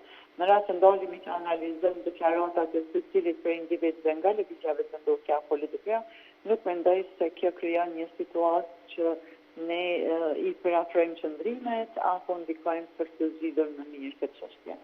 Mirë, atëherë, a është qëndrim zyrtar sipas jush ajo çfarë ka shkruar kreu i LDK-s Hisa Mustafa para rreth 2 orësh për këtë çështje në Facebook, zonja Nagaci? Unë besoj që kryetari Mustafa e paraqet qëndrimin e tij të kondikim në lidhjen demokratike, sigurisht. Konsideroj që si kryetari i lidhjes demokratike jep deklarata të cilat absolut mirën seriozisht edhe sipas rëndësisë që kanë. Dhe ai po kërkon që zoti Kurti si kryeministër ta mbledh qeverinë dhe ta heq taksën me njerëz sipas kërkesës së shtëpisë së bardhë. Nuk e kam parë këtë deklarat, por në qoftë se e ka dhënë një deklarat të tillë, atëherë sigurisht ata e diskutojnë bashkë partnerët qeveritar, edhe i marrin qëndrimin e që konsiderohet më i drejtë dhe më i mirë për vendin. Unë besoj që si lëvizje vetëvendosje dhe kryeministri i Republikës së Kosovës e ka dhënë propozimin e tij, i cili është edhe parimor edhe i duhuri, ka treguar vullnetin dhe gatishmërinë që taksën ta zëvendësojë me reciprocitet, dhe besoj që këtë ka bërë në një mënyrë, domethënë duke treguar vullnetin e mirë për të gjetur zgjidhje dhe dalje nga kjo situatë. Por nuk duhet harruar që ne kemi parasysh në radhë të parë kemi obligim që kemi parasysh domethënë interesat e vendit tonë. Pra, nuk do të tërhiqeni nga ajo që ka propozuar zoti Kurti që nga 15 marsi të hiqet tarifa për lëndën e parë, pastaj nga 1 prilli, në qoftë se Serbia do të disiplinohet, të hiqet komplet taksa. Unë unë besoj që e ka bërë të qartë kryeministri Kurti, duke paraqitur të gjithë hapat. Dhe ne është rëndësishme që po përsëris edhe një herë të kujdesemi për integritetin dhe sovranitetin tonë. Nuk mund të presim që pa një reflektim nga ana e Serbisë, pa deklaratat e tyre që jo vetëm deklaratat, por veprimet konkrete që do të ndërpresin antipushatën ndaj Kosovës, ne nuk mund të vazhdojmë tutje. Ju faleminderit shumë. Faleminderit shumë juve zonja Nagavci për këtë bashkë bisedim që ishim kemi pozicioni vetëvendosjes është ky, nuk ka kthim prapa. Është pozicion problematik, fundja s'ka njeriu mos e thotë se në pozicionin e tyre duket një farë sentimenti, po quajmë shumë i majt, ju po shihni kohët e fundit të emërimet dhe njerëz që kanë ide fortë majta marksiste, po rreshtohen rreth tyne edhe po vinë po marrin detyra në Prishtinë. Masanej ata po krijojnë një farë lloj opinioni, një farë lloj ndjesie, edhe anti. Ke përshtypjen nga njerëz sikur ai imperializmi anglo-amerikan i Enver Hoxhës po vazhdon të luftohet edhe sot. Kjo është situatë problematike. Shihet qartë që qeveria e Republikës së Kosovës nuk funksionon, nuk e mot kohën me orën e Shtetit Bashkuar të Amerikës, sepse në një anë kemi urgjencën për veprim nga ana e Shtetit Bashkuar të Amerikës, dhe në anën tjetër kemi letargjinë edhe gjumin dhe komoditetin cilin gjendet qeveria e Kosovës. Dhe në këtë rast mund të themi se shpejtësia është edhe cilësi, edhe substancë, edhe është gjithçka, për shkak që nëse nuk sinkronizohet tash shpejtësia e vendimarrës, rrezikon që krejt bashkëpunimi të dezintegrohet dhe më pas të jetë shumë e vështirë të gjenden përsëri kapacitetet për rikuperimin e këtij raporti. Dhe kjo shpërputje mes shpejtësive që ka qeveria e Republikës Kosovës edhe Shtetet Bashkuara të Amerikës është duke reflektuar edhe brenda raporteve të koalicionit qeverisës, se shohim që në një anë kemi zotin Isa Mustafa, kryetarin e Lidhjes Demokratike të Kosovës, që po kërkon më tepër shpejtësi, më tepër sinkronizim me Shtetet Bashkuara të Amerikës, dhe kemi në anën tjetër komoditetin, rahatin e zonjës Nagavci dhe lëvizjet vetëvendosje që dëshiron ta minimizoj dhe relativizoj situatën, cilën mund ta quajmë dramatike, kritike apo serioze, ose të gjitha bashkë. Me vërtet, shumë komode ishte zonja Nagavci në bashkëbisedimin që kishim dhe asgjë për tu panikuar, asgjë për tu alarmuar. Olimpike e saj dhe njerëzve rreth Kurtit që sigurisht është në shpërputje të plot me urgjencën e situatës. Kosova ka një farë histori edhe të acarimeve të panevojshme me Shtetet e Bashkuara të Amerikës, është rasti me gjykatën speciale, me përpjekjen për shpërmim të saj. Unë besoj që të gjithë politikanët, njerëzit e përfshirë edhe në atë acarim, edhe ata që janë përfshirë atër, po përfshirën tash duhet të marrin një mësim. Kjo s'duhet të ndodhë më kur. Për të mos ndodhë më kur, çfarë të bëjmë tash, sepse zonja Nagavci latë kuptohet që nuk do të ketë ndonjë zhvillim të shpejt në qeveri për këtë çështje. Ajo nuk mund të flasë në emër të qeverisë, besoj. E para, e dyta... Është nënkryetare e lëvizjes vetëvendosje, nënkryetare kuvendi. Është nënkryetari i Lidhjes Demokratike, Tazoma Gimbeliu ka thënë diçka tjetër sot poshtë, nëse flasim në terma nënkryetarish. Lëvizja vetëvendosje ka diçka më pak se 1/4 e deputetëve në Parlamentin e Kosovës, ka shumë gjysmë në qeverisë e Kosovës, sigurisht që nuk do të mund të qeverisë sikur ta kishte shumicën absolute, kjo në afat të gjatë është e pamundshme.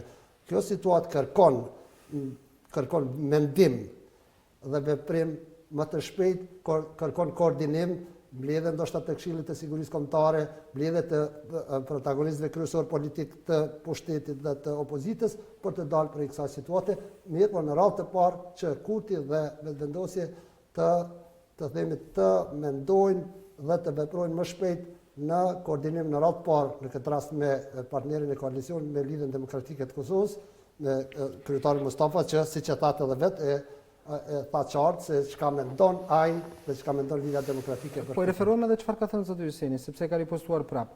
taksa do të hiqet sipas kërkesës së Shtetet Bashkuara të Amerikës.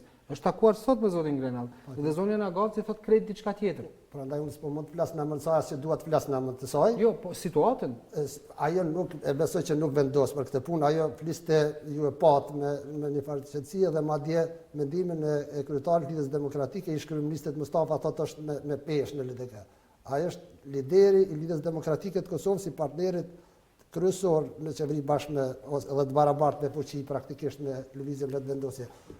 Ky lloj disbalanci nuk do të mund të zgjasë shumë, o do të ketë koordinim, o kjo qeveri s'mund të funksionojë në afat të gjatë. Cila mund të jetë më përpara? Shajat nuk janë shumë inkurajuese. Duket se zoti Kurti është i gatshëm të përballet me këtë trisni, me këtë ofenziv, kështu diplomatike të Shtetet Bashkuara të Amerikës, cilat tani kanë aktivizuar gjithë motorët politik në Kosovë për të ushtruar trisni edhe të mbrëmshme në raport me qeverinë e Kosovës në mënyrë që të hiqet taksa edhe të realizohet kërkesa e Shtetet Bashkuara të Amerikës. Nuk është herët ende të parashikohet me siguri se cila është skenar më i mëndshëm, por gjithsesi rrëzimi i qeverisë, edhe ato nga brenda, është një skenar tashmë shumë real. Edhe është çështje kohe kur do të kuptohet se cili do të jetë fati i kësaj qeverie, do të jetë rrëzimi i saj apo vazhdimi i ekzistencës së saj, por me një platformë, me një qasje shumë më inkluzive dhe më konstruktive në raport me Shtetet e Bashkuara të Amerikës. Por nëse vazhdojnë, sidomos me këtë qasje, me këtë refuzim kokfort për të hequr taksën, atëherë qeveria e Kosovës do të rrëzohet. Deri kur mund, sepse po shoh tash Facebooku është mbushur me reagime, allo LDK është ajo që po përhapet më shumë ti tash nga një pjesë e madhe e njerëzve që janë në rrjetet sociale. Dikur të përgjigjet ose të ta lep ose figurativisht të cingroj telefonit e të kaja. Shumicën e njerëzve tash unë nuk e di çfarë kategori njerëzish janë. Le të kthehemi një 5-6 muaj më herët. Kur dolën rezultatet që dolën një pjesë e madhe njerëzve bënë presion Lidhjes Demokratike të Kosovës që një farë mënyrë shpërse shpejti të bënte marrëveshje me vetëvendosjen në kushtet e saj. Edhe një numër njerëzish brenda LDK-s, jo bash i vogël që thoshte po, do të bëjmë marrëveshje, por nuk është e lehtë marrëveshja sepse kemi të bëjmë me një partner që në rrafsh të themi në skemën ideologjike është në anën tjetër, i majt është kemi shpërputhje të mëdha dhe programor se donte të kërkonte kohë, kishte presion të madh, jep jani, bëheni me ta. Tash një pjesë e tyre janë dëshmuar thonë tash LDK le të bëhet sigurisë. Mund të bëhet sigurisë për sa ka fuqi. Fuqi nuk e ka të vogël, është e vërtetë që nuk e ka të vogël sepse është prapë po them, vetëvendosje ka më pak se një të katërtën e deputetëve, Lidhja Demokratike është aty. Kemi një fitues relativ të vetëvendosjes dhe një humbës relativ të Lidhja Demokratike e Kosovës. O do të balancohet qeveria në funksionimet e saj, karshi ekonomisë edhe shoqërisë brenda Kosovës, karshi botës jashtme fqive të tjera, nuk do të funksionojë.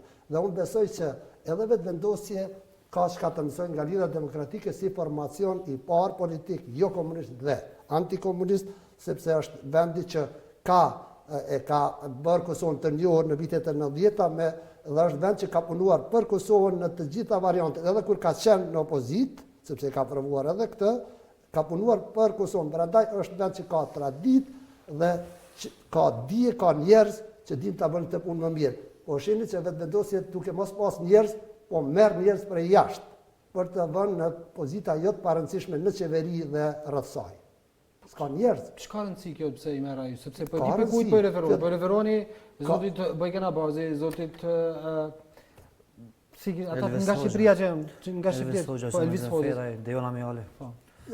Unë po jo edhe në qeveri. Çka do të thotë, domethënë formacion politik i cili s'ka njerëz për të bërë në krye në detyra kyçe në qeveri e tutje? Çka flet për to? Të gjithëve. Me qëra fjallat e zotit Reka. Të gjithëve. Si e ke parë deklaratën e tij për dhënien e mundësisë se Serbisë do alis në det në përmet Kosovës? Një deklaratë e marrë e tij, nuk e di pse e ka thonë dhe çka ka dashur të thotë me atë, fundja, Kosova ka njerëz me kapacitete më të larta të dijes edhe të guximit për Kosovën, edhe s'ka rënë Kosova ka sa të mos ketë njerëz që punojnë për të në qeveri. Duke thënë që po thuhet allo LDK, po e bëj prapë edhe për ju këtë pyetje në këtë mënyrë figurative. Deri kur do ta lë LDK-ja të cingëroj telefonin? Sigurisht, LDK-ja është një adresë ku qytetarët e Republikës së Kosovës mund të llogarisin se ka një ndjesi të veçantë për raportet e Kosovës me Shtetet e Bashkuara të Amerikës, sepse siç e thash, është partia e parë që ka vendosur kontakt diplomatik me Washingtonin. Ne, siç e dimë, deri në vitin 89 Kosova nuk ka pasur fare politikë jashtme. Më së largu politika jashtme e Kosovës ka mbrirë në Tiranë. Por me lidhjen demokratike është hapur një horizont këtë i ri ndërkombëtar dhe përmes saj Kosova siguroi qasje edhe në Washington. Dhe ajo lidhje nuk është dëmtuar asnjëherë seriozisht. Mirë po, tash, si që thash edhe më herët, LDK-ja është në një koalicion me një partner i cili nuk e ka këtë trashëgimi, nuk e ka këtë ndjesi, ka një background këtë tjetër ideologjik, një background i cili më shumë është i prirur ta shohë Shtetet e Bashkuara të Amerikës si një fuqi imperialiste dhe një hegemon i cili është i interesuar vetëm të avancojë interesat e veta dhe të askujt tjetër. Prandaj qytetarët janë duke parë se LDK është një adresë më racionale, sepse llogaritsin në profilin cilën LDK ka kultivuar ndër vite dhe përgjithësia mbi supët e saj është më e madhe se sa mbi supët e tjerëve, anëtarëve tjerë në koalicionin qeveresës. Dhe është çështje kohe pra kur do të cingëroj telefoni. Unë jam i bindur se telefoni vetëm ka cingëruar dhe takimi i sotëm me zotit Hyseni dhe zotit Granell është sinjal i qartë se tani më veç dihen qartë kërkesat dhe janë prezantuar qartë kërkesat e Shtetit Bashkuar të Amerikës tek LDK-ja dhe tani më vetëm është LDK-ja duke i dhënë rast që edhe pak ditë t'ja e rastin lëvizjes vetëvendosje në mënyrë që të reflektoj dhe të merr masa në përputhje me kërkesat e Shtetit Bashkuar të Amerikës. Në të kundërtën, unë besoj që LDK-ja do të ketë guximin që edhe ta prish këtë qeveri, edhe pse kjo në do të ishte lajm as pak i mirë. Kosova nuk ka nevojë për zgjedhje të reja, Kosova ka për vendime të guximshme, të cilat marrin parasysh rëndësinë strategjike të këtyre vendimeve për të ardhmen e Republikës së Kosovës. Prandaj, unë ende jam optimist dhe kam bindjen që mund të dilet nga kjo situatë pa rrëzuar qeverinë. Dhe unë do të doja të besoja që zoti Kurti do të reflektoj dhe do të jetë më racional në kalkulimin e hapave të tij të më të gjashëm. Ne kemi edhe një deklaratë të zëvendës kryeministrit të parë të qeverisë së Republikës së Kosovës, zotit Abdullah Hoxha, të dhënë sot lidhur me këtë situatë të krijuar dhe si gjithë të tjerët në LDK dhe zoti Hoxha kërkon që të mos cenohen raportet me Shtetet e Bashkuara të Amerikës dhe qeveria të jetë racionale në veprimet e saj të shpejta, përkitazi me këshillat dhe sugjerimet që vijnë nga shtëpia e bardhë. Besoj regjia ka të gatshme deklaratën e zotit Hoxha, ta ndjekim atë. Ne kemi një marrëveshje të koalicionit. Në atë marrëveshje janë edhe parimet mbi cilat ne bashkë qeverisim. Edhe këtë pjesë tjera të programet i nënshtrohen parimeve të bashkëpunimit që kemi si dy parti në koalicion. Ndër parimet kryesore është thellimi, ruajtja dhe thellimi partneriteteve me miq ndërkombëtar, me partnerët strategjik të Kosovës, siç është SBA dhe vendet kyçe në brenda BE-s. Edhe unë jam i bindur që do të gjejmë një gjuhë përbashkët, që veprimet që i ndërmarrim në qeveri të jenë përputhje me këto parime të bashkëpunimit tonë si dy parti. Taksa duhet të largohet edhe masat e reciprocitetit do të vendosen vetëm në bashkëpunim, në dakordim dhe në koordinim të ngushtë me partnerët tanë strategjik. Kthehemi në studio, zoti Hamiti, taksat hiqet siç e kërkon shtëpia e bardhë dhe reciprociteti në bashkëpunim dhe në koordinim me ta, se si ndryshe. Po është qëndrimi drejt, besoj lidhjes demokratike të Kosovës, sepse ky është qëndrimi i LDK-s.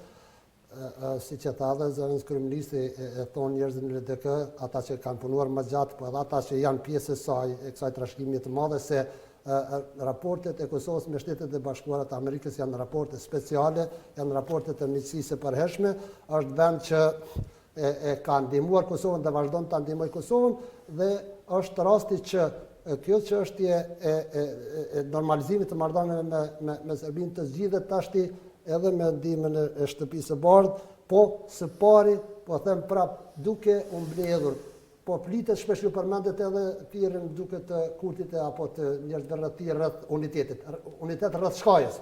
Stansioni janë apo që kemi unik, rreth shkajës, unitet për Kosovën shtet të pavarur, për Kosovën që ka guximin edhe dijen edhe fuqin ta përfaqësoj veten në dialog dhe të siguroj njohjen e saj në kufit aktual. Taksa jo domethënë heqja e saj nuk e pengon këtë mundësi të Kosovës për ta afirmuar veten, dhe afirmimi i Kosovës si shtet sovran së mbrëmshme dhe në raport me jashtë, sigurisht që do të çojë edhe në njohjen nga vendet e tjera. Unë thash pak më herët, u ndërprej, është krijuar këtu për një kohë të gjatë një valloj miti se njohja për Serbisë është gjëja më e rëndësishme për Kosovën.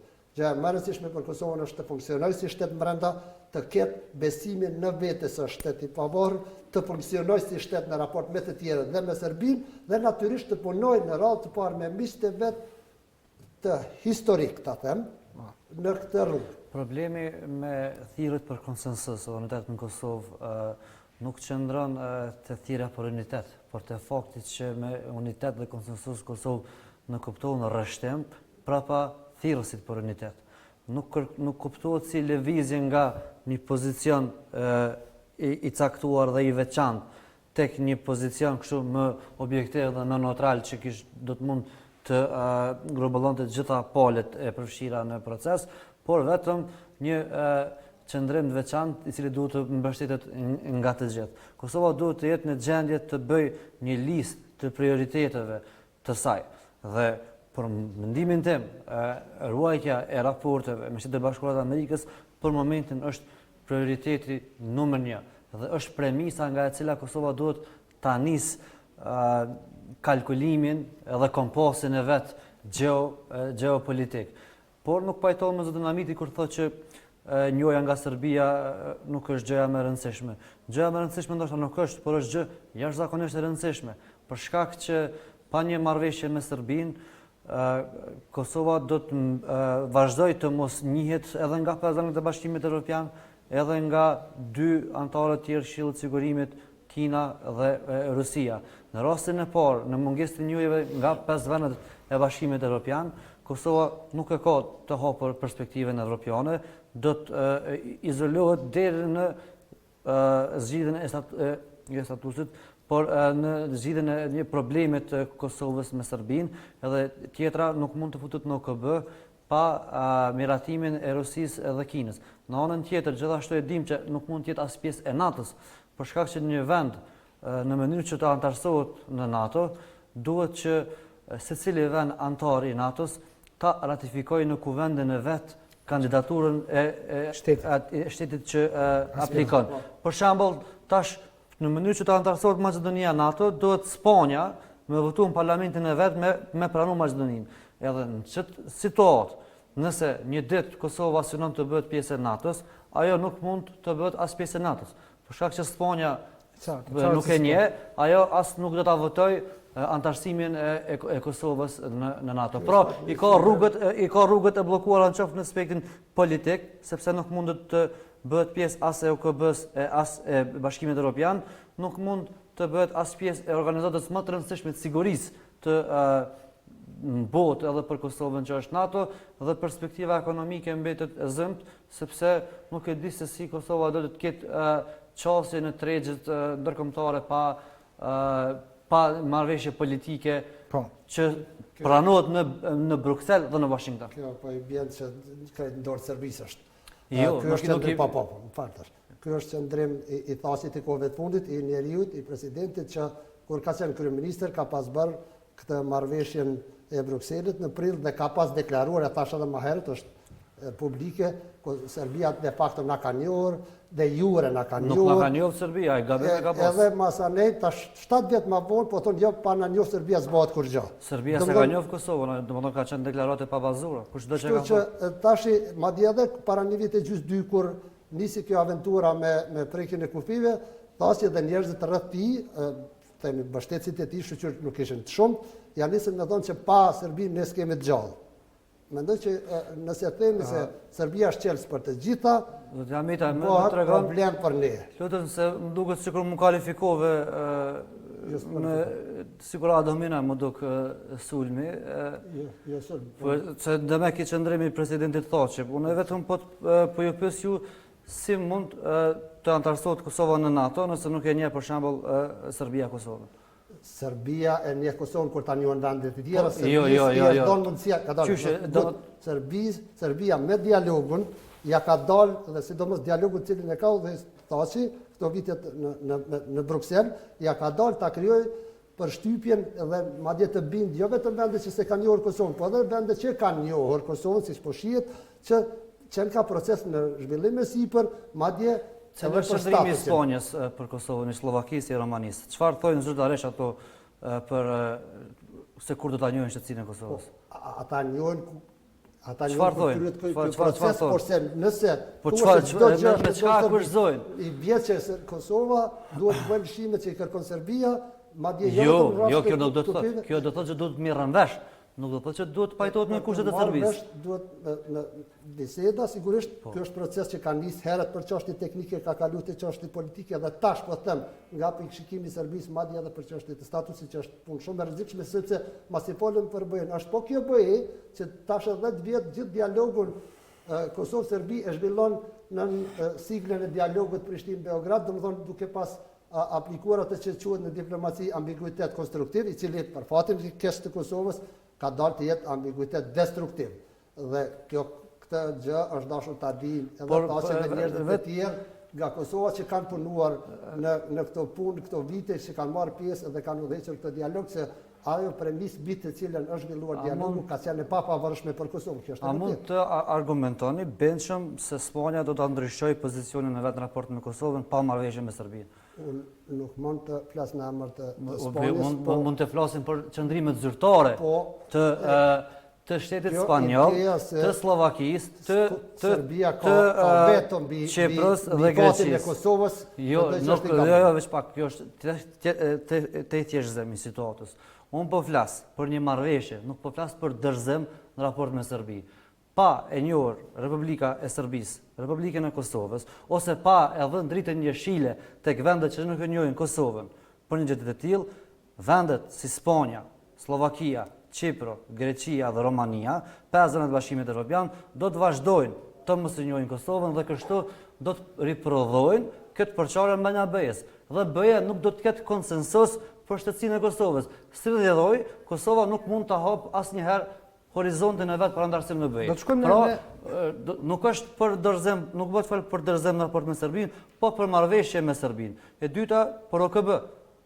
Pa marrëvesh Kosova me Serbinë, nuk do ta ketë të pamundur, nuk garanton, është e domosdoshme, por jo e mjaftueshme. Është e domosdoshme, por jo e mjaftueshme. Është e domosdoshme megjithatë. Serbia s'ka drejt. Po megjithatë është e domosdoshme. Shkojmë në podije para se të shkojmë në OKB të shohim se cilat janë reagimet e fundit nga atje, sepse atje sot ka qenë kryetari i qeverisë zoti Kurti, është kolegu Fazli Veliu, na thot reagimet e fundit të zotit Kurtit, kryeministit të Republikës, për kitazi me zhvillimet e ditës së sotme. Fazli, përshëndetje. Po, përshëndetje, bashkë. Çfarë ka të re? Përfundoi një konferencë shkurt e kryeministrit të Kosovës, Albin Kurti, i cili u deklarua se përket çështjes së tërheqjes së trupave të NATO të Amerikës që është paralajmëruar gjatë ditës së sotme. Kurti tha se nuk besoj se do të ketë tërheqje, por do të ketë reduktim, siç ka ndodhur në shumë vende të tjera të botës që amerikanët janë duke i bërë, dhe edhe në Kosovë pres që të ketë vetëm një reduktim, për shkak se Amerika ka investuar shumë në Kosovë, dhe kjo është një prej arsyeve të mëdha që ne duhet të besojmë se Amerika do të jetë këtu.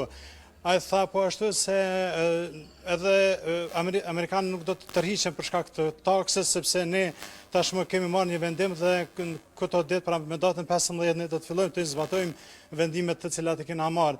Ndërkaq sa përket partnerit qeverisës të LDK-s, nëse nuk hiqet taksa mund të dalin nga bashkëqeverisja, Kurti tha se do të kemi takime dhe jemi të dy palë që të hiqet taksa, por që të vendoset reciprociteti. Këto janë disa deklarata të shkurta të kryeministrit të Kosovës Albin Kurti, që dha para pak minutave këtu në Podojevë. Faleminderit shumë, Fazli, shumë rëndësishme kjo çfarë na dhe tash si informacion, shpresoj më gjërësisht do t'jetë në edicionin qendror të lajmeve që do t'jetë pas pak, po vetëm edhe 2 minuta dhe do ta përfundojmë emisionin, sepse ky është lajm i ri. Zoti Kurti po e pranon në një farë forme, sipas asaj që tha kolegu Fazli Veliu, që do të ketë tërheqje trupash amerikane nga Kosova, por kjo bazuar në planin dhe strategjinë amerikane për reduktim trupash, e jo heqje trupash për shkak taksës. Tashti ai, nëse është as informuar sa ta di këtë dhe flet për këtë, është punë tjetër, ne nuk e dim.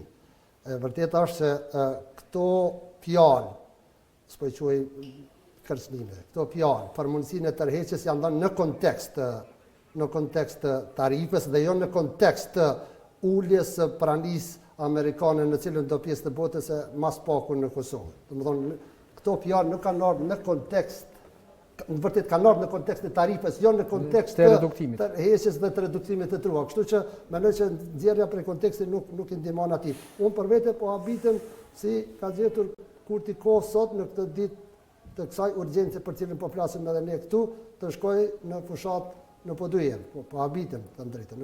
Situata është më e rëndësishme për Kosovën që kryeministri të jetë këtu dhe sigurisht të punoj së me partnerën në koalicion me Lidhjen Demokratike, po edhe sigurisht me presidentin dhe opozitën për të dalë prej kësaj situate sesa që të marrë pjesë në zgjedhjet në fushatën shumë e thjeshtë.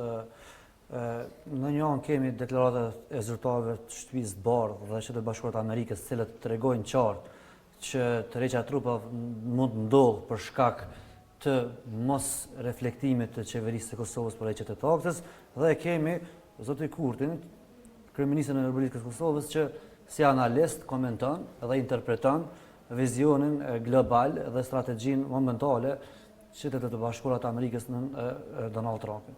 Pra, këtu kemi një situatë të qartë, ne duhet ta dimë se cili është kompetent për politikat e Shtetit Bashkuar të Amerikës, dhe ata janë zyrtarët amerikanë, e jo qeveria Kurti. Pra, kjo është një përpjekje tjetër për të relativizuar domosdoshmërinë e reagimit të shpejtë, duke munduar ta paraqesin si diçka, si një trend global, dhe i cili nuk merr kurse parasysh veçantitë e Republikës së Kosovës. Pra, Trumpi normal, Shtetet Bashkuara të Amerikës mund të tërheqin trupat, por nuk po tërheqin blanko, nuk po tërheqin nga Gjermania, nuk po tërheqin prej Koreas së Jugut, po tërheqin për vendeve ku ata po besojnë që nuk po gjejnë ura bashkëpunimi. Prandaj zoti Kurti do të ndërtojë ura bashkëpunimi, e jo ta interpretojë situatën si një hap në vazhdën e veprimeve të caktuara të presidentit. Besoj në orët tashme, ditë të tashme do të qartësohet krejtësisht situata. Faleminderit shumë zoti Ramazan. Faleminderit shumë profesor. Faleminderit. Miq nderuar, faleminderit edhe juve që na ndoqët për këto rreth 3 orë sa ishim bashkë në edicion special të pasditës për të analizuar zhvillimet e fundit. Do të ketë pak marketing e promo pas 12 minutash edicioni qendror i lajmeve. Qëndrojmë ne, takohemi nesër bashkë. Mirupafshim.